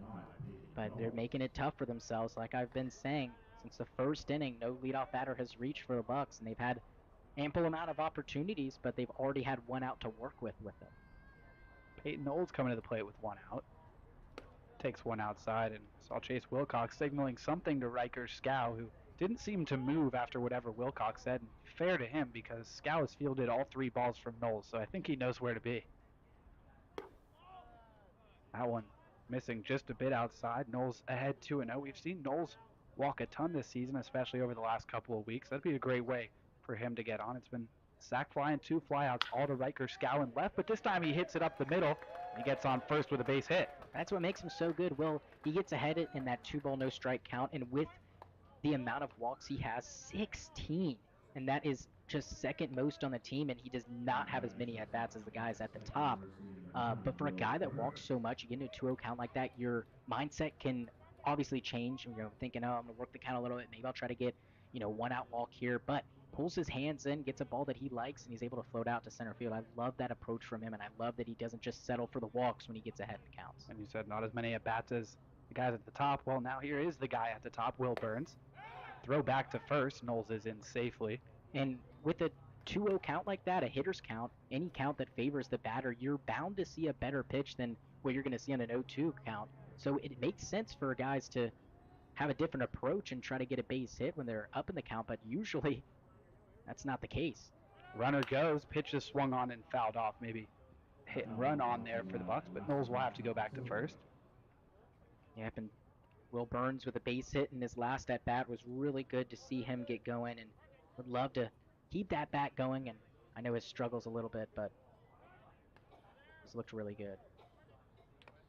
The first one a called strike, I guess. Yep, called strike before Baltz threw that ball over to first, where Knowles still stands with Will Burns at the plate. Check swing from Will Burns doesn't matter. Home plate umpire rings him up. Strikeout looking from Will Burns. Second strikeout for Ryan Harrahill, and now 2 away in the bottom of the 8th, with the last hope this frame being the left-handed hitting catcher Brody Briggs. Yeah, that was a pretty short at bat. I think that they wanted to try to send Knowles at some point. Of course, that hit and run not working out. So really, it's going to be tough to try to play to run here. You definitely don't want to go in another extras with the Miners team. They've looked really good, and giving them another opportunity to walk it off would not be great. Didn't even want to be in a tight game this late, but here we are. The Bucs are going to have to figure it out. This Miners team's been unbeatable over their last 6. 5 of them by 1 run, the other one by 2. So much clutch hitting. Wilcox with a walk-off single yesterday, 1-0. And that's just a hair outside. Definitely did not miss by much, and I think one that Briggs will want for his pitchers when he's catching, but he'll take the ball call at the plate. And the Bucs have just got to figure out a way to score on these Miners a little bit more than just the 3 runs, because going later into the season, you can just assume that the pitchers are just going to get more comfortable. Have to exploit the weaker hitting side of this team. The Miners, like you just said, a lot of 1-run games. They're not blowing teams out by that much. And in fact, the big run scoring games, they seem to be on the opposite end of the winning side. So the Bucs really have got to figure out these pitchers and have got to start putting up at least 4 or 5 runs. 2-0 coming to Brody Briggs. Knowles not going. Pitches inside, and now Briggs in a great spot, 3-0. And that was a really close pitch that was called a strike on a lot of Bucs batters, a lot of lefty batters too, and I think that the home plate umpire is hearing it from the Miners dugout, and rightfully so. That was a pitch that was called multiple times before, and now just didn't get that call. 3 balls, no strikes. There's a strike catching the bottom of the zone. Riley Hunsaker is on deck, and then back to the top for the Bucs. Looks like it's Andrew Rudd out there, main guy warming up in the bullpen, so we expect to see him next. Hopefully with the lead. Knowles goes, the pitch is hit over to short, diving stop by Cochran, and he makes the throw. Unfortunately, Knowles going kind of brought Cochran over to second base and over to that baseball. Another scoreless inning for the Bucs, the 7th consecutive one, still tied as we head to the 9th.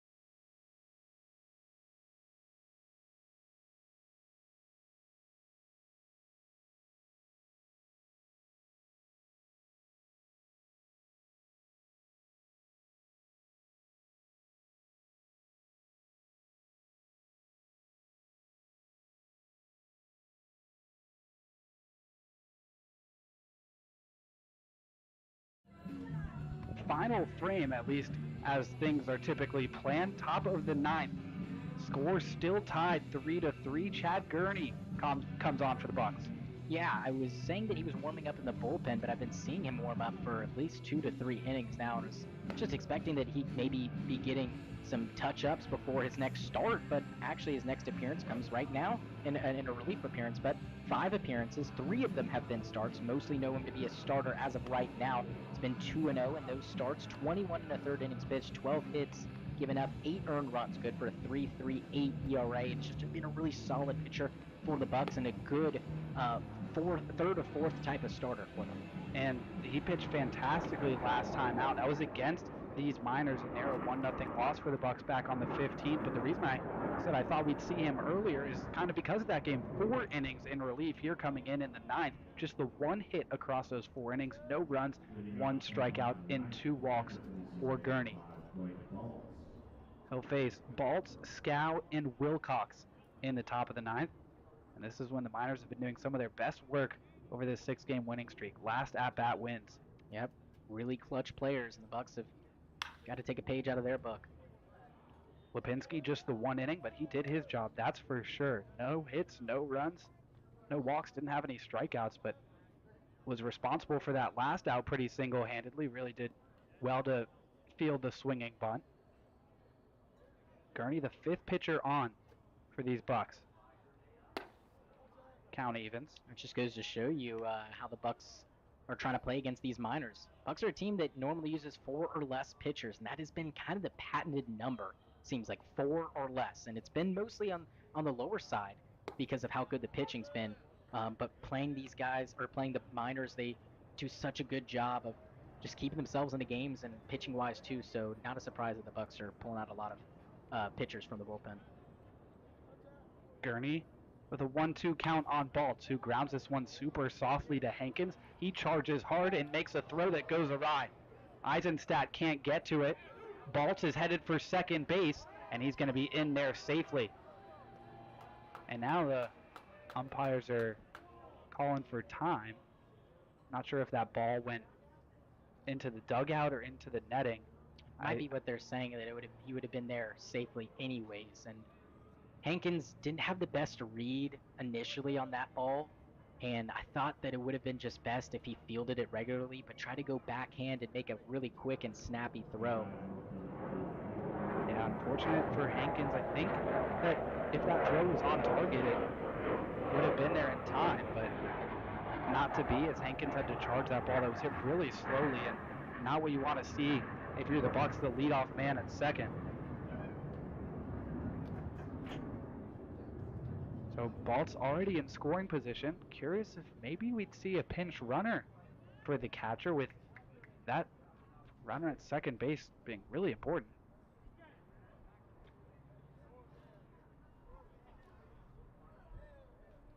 So Scow up with a runner at second base. Eisenstadt creeping in, expecting bunt. He does show bunt, and I think that one caught his hand. Yeah, I think he tipped it off of his bat a little bit and kind of just hit his foot, so really weird play. But yeah, just unfortunate over there at third base. Hankins, that was a really in-betweener. I think he thought about using the bare hand, but that one's just too hot. Eisenstadt coming in again, as is Hankins.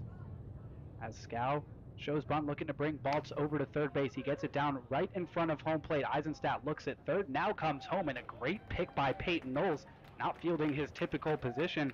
And if not for him, then there might still be no outs, but instead it's a sac bunt for Riker Scow.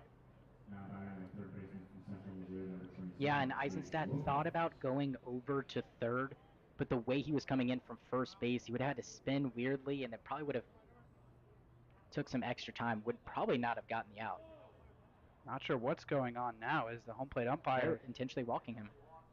Oh, intentional walk for Chase Wilcox. Haven't seen that really all season. I think maybe once in the middle of a count, but not to start things. Makes sense though. Now with a force out at second, Bucs could turn 2 and end this inning.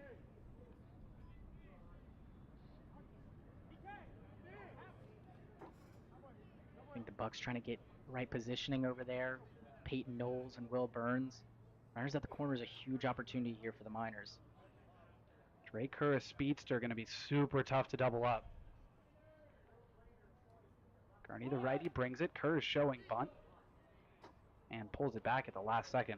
Yeah, not the suicide bunt, but just trying to get him in on a squeeze play. Safety squeeze is what they were looking for that time. See if he squares again. Eisenstadt at first holding off Wilcox. Hankins even with the bag at third.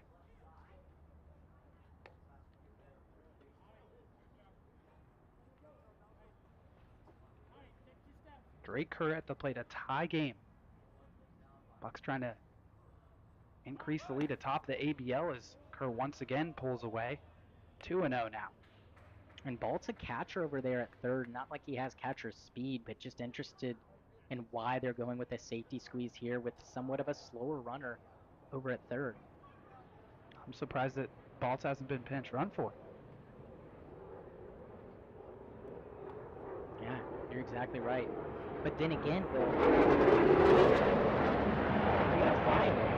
my buddy was asking me about that today. Have they done a flyover yet? That is so crazy that he asked me that today. I know that there's a big air show going on nearby, but not sure if that's related or not. Definitely a military plane, though. That thing is loud. Back to baseball, though, 2-0 with Wilcox at first, Baltz at third, and Gurney able to register a strike. And what I was saying of why they may not pinch run him is because, remember, Brandon Durant is in the game as a designated hitter, so they would have to go with their third-string catcher, who I believe is Logan Vaughn. He's had 43 at bats, so he's played 13 games. 2 balls and a strike to Kerr. Hits this one in the air on the right side in foul territory. Eisenstadt should have room, and he does a huge second out. Yeah, really big, and you could hear the dugout just immediately telling Eisenstadt where that ball was, and luckily able to bring it in. I thought at first that it was going to be an easy pop-up, but, you know, that ball tails away, and it can get into the crowds pretty easily. Brody Briggs is going to go out to Chad Gurney and have a chat with how he wants to attack Kyle McCausland. It's been a mixed bag for McCausland so far. Started with 2 singles and since 2 swinging strikeouts.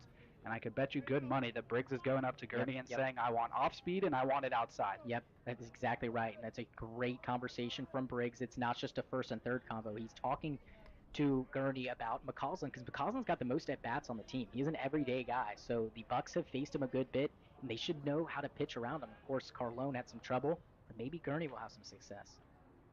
First pitch to McCausland, called strike. And if they are going to go downstairs with something off speed or outside, Briggs will definitely need to be careful that he gets in front of everything. Go ahead run just 90 feet away. Bucs looking to send things to the ninth, all square. 0-1 pitch from Chad Gurney. And he was looking outside. Couldn't get McCausland to swing, but once again, just seeing that step from McCausland, you can see why these pitchers like to go outside. You just got to be careful, though. If you go too far outside, McCausland probably knows that it's trouble for him to hit outside pitches. He might just start spitting on them. If you leave one over the plate, he's shown twice today that he'll make you pay. 1-1. Outer part of the plate, swung on and missed. Yep, great job. That pitch wasn't really close to a strike. It seemed like it was pretty far outside the zone in like the left-handed batter's box. So, you know, if McCausland's going to keep chasing a 1-2 count, if I'm Gurney, I'm throwing something way away outside here. I would be burying the breaking ball and just see if you can get a chase out of McCausland. 1-2 to McCausland. Foul. He challenged them there a little bit. Caught a little bit more of the plate than I think Gurney and Briggs would have liked. Yeah. He's just lucky that McCausland was a little bit late on that.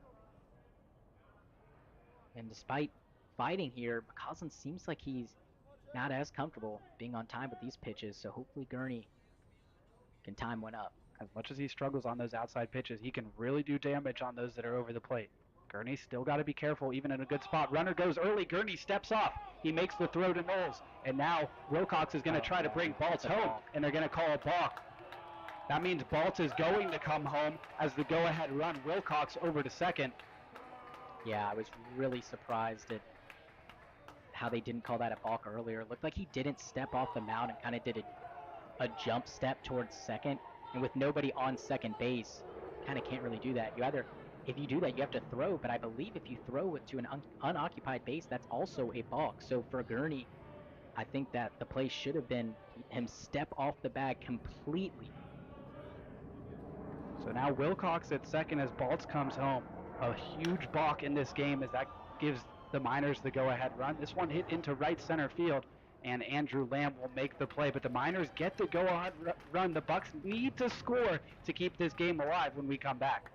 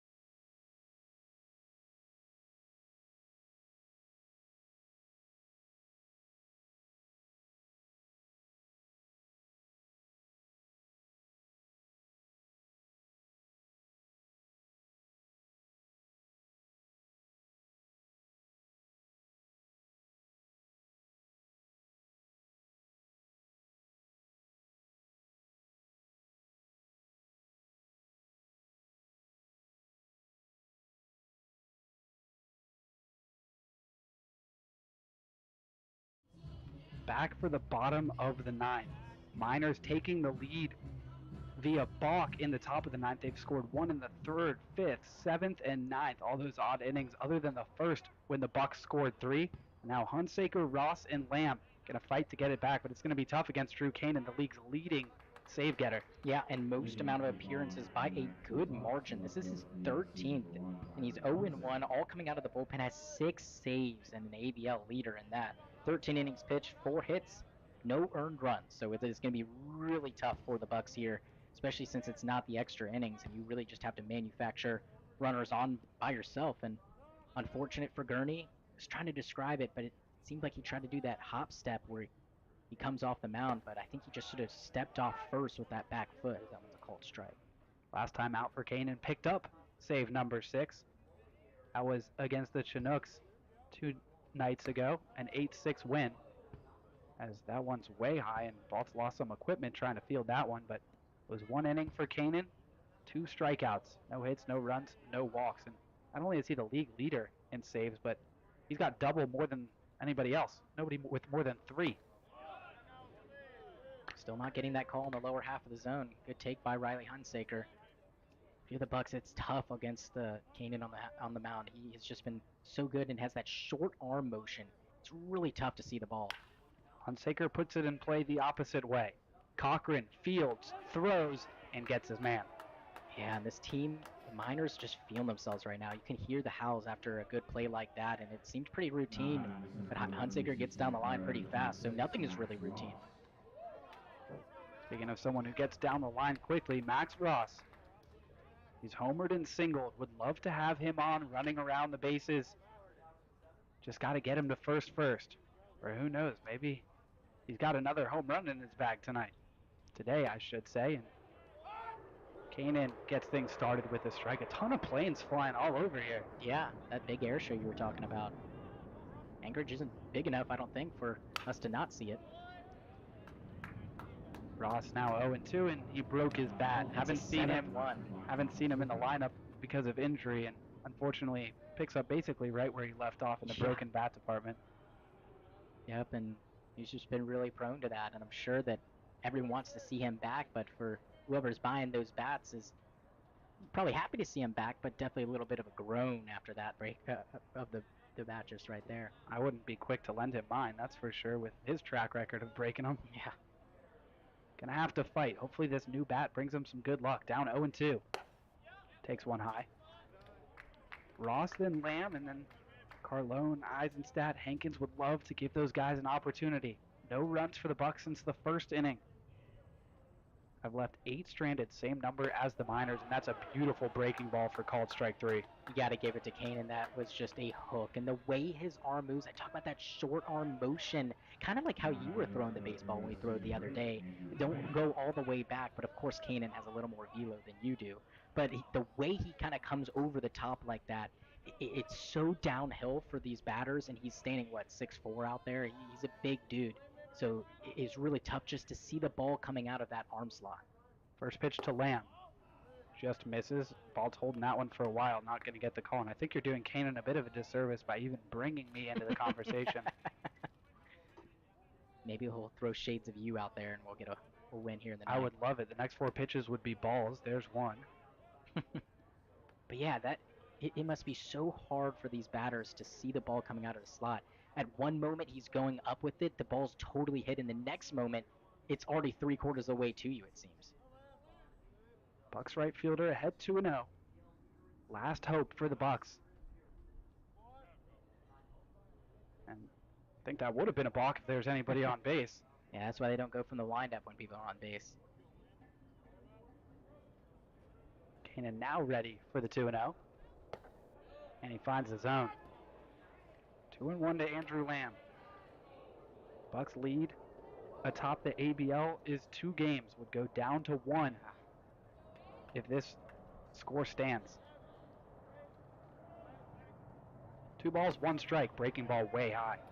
Yeah, this at bat doesn't seem as sharp as the ones before. Left that same breaking ball that floated beautifully in the strike zone to Max Ross. Left that upstairs and didn't have the same type of spin. Maybe he spins one in the zone for Lamb to take advantage of. 3 balls, 1 strike. Fouled off. And there was a competitive pitch, but Lamb's just behind. Kanan really throws hard. So now Lamb and the Bucs down to their final strike at the same time. A ball would put the tying run on base. Cole Carlone coming up next. 3 balls, 2 strikes, 2 outs. The pitch. Hit in the air to left field, fading into foul territory. Wilcox running after it, and it's going to go into the bleachers. Ooh, new life for Lamb. Lives to see another pitch. Love to get Carlone up with a runner on. And don't want to be too greedy, but Lamb has such a great job of hitting the ball in the gap. Would love to see him split one here and end up on second. All Carlone would need is a base hit. That was back in the first inning. Another 3-2. Ground ball on the right side. Patrizi, few steps to his right, and he makes the play for the final out. The Miners do what they've been doing of late. Another comeback win. They take it 4-3. We'll take a quick break and wrap things up when we come back.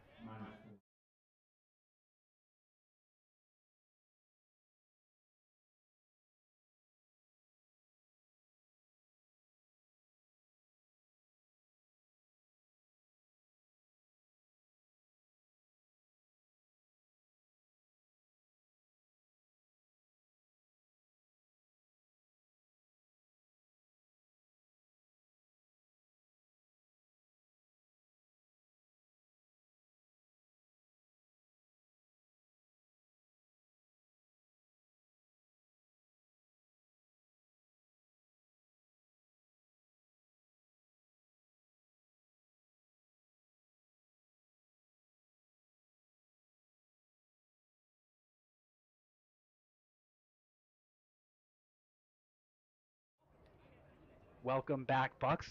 Lose this one by a score of 4-3, decreasing that lead atop the ABL from 2 games to 1. But focusing on this game specifically, we talked about how the Bucs needed to continue to add on before this game started, just getting runs throughout the game. But then even after those 3 runs, and at the end of the day, them not doing that is what cost them. Yeah, and things went wrong, I will say. I was hoping that, if by chance the Miners came back and won this, at least it might be a really good game. But things just went awry a little bit. I think that the first mistake was putting Torres in that situation. Not that Torres doesn't have a good arm. Well, we haven't seen his arm. That's the thing. And I think bringing him into a game where it's 3-1 was just kind of a mistake. Carlone was pitching so well, and obviously could come out due to innings limit and all that stuff. So it's not a harp that they took Carlone out, but I think that going with Dew first option would have been best. Of course, Dew got out of that jam that was induced by Torres, but still, I think that Dew should have been the first guy to go out of the bullpen. I think Torres obviously wants to go into that game in a competitive spot. But if you're the Bucks later in the season, I think bringing him into a game where the Bucks already have the lead, or maybe it's a blowout game like that, letting him get in there, a non-stress situation, would be a lot better for his first outing. So I think that was the first problem. And then of course when Dew was on the mound, that ball came in from center field at Max Ross and got away. Ball probably shouldn't have been thrown. They didn't really have a play, but also at the same time, Briggs or Dew, one of the two should be backing up that play. That's how that run scored, the third run scored, and then of course the balk by Gurney. I think that for him, that's really tough, and not to harp on him for that, but if anything, just making sure just settle down a little bit. I know that the dugout really tries hard to help out pitchers with balk situations like that, but when everyone's screaming your name and screaming runners going and all that stuff, that everything gets in your head. So you know, you know, I don't want to harp on Chad Gurney too much, but definitely other stuff before that led to this outing. Just wasn't the cleanest baseball from the No. Bucks. You mentioned those two errors scoring the third run, and then in that ninth inning, when that fourth run came home to score, that inning was started with an error over Right. at third base. So that made the Bucks have to kind of get 4 outs, and that proved to be too many as the Miners take it 4-3. 3 runs from the Bucks in the first, and then one in the third, fifth, seventh, and ninth from the Miners improves them to 19-13, 8-9 on the road. Bucks fall to 18-10, 11-6 here at home. Go ahead and look forward in the schedule to tomorrow. The Bucks will be hosting the Oilers back here at Mulcahy Stadium, the more usual 6 o'clock p.m. start for that Monday game. As for the Miners, they'll be facing off against the Chinooks. That game also at 6 p.m. Final line score: 4 runs on 6 hits, 1 error, and 8 left for the Miners. 3 runs on 8 hits, 3 errors, and 8 left for the Bucks. For Vic Maslia, I'm Will Hopkins. We'll see you next time.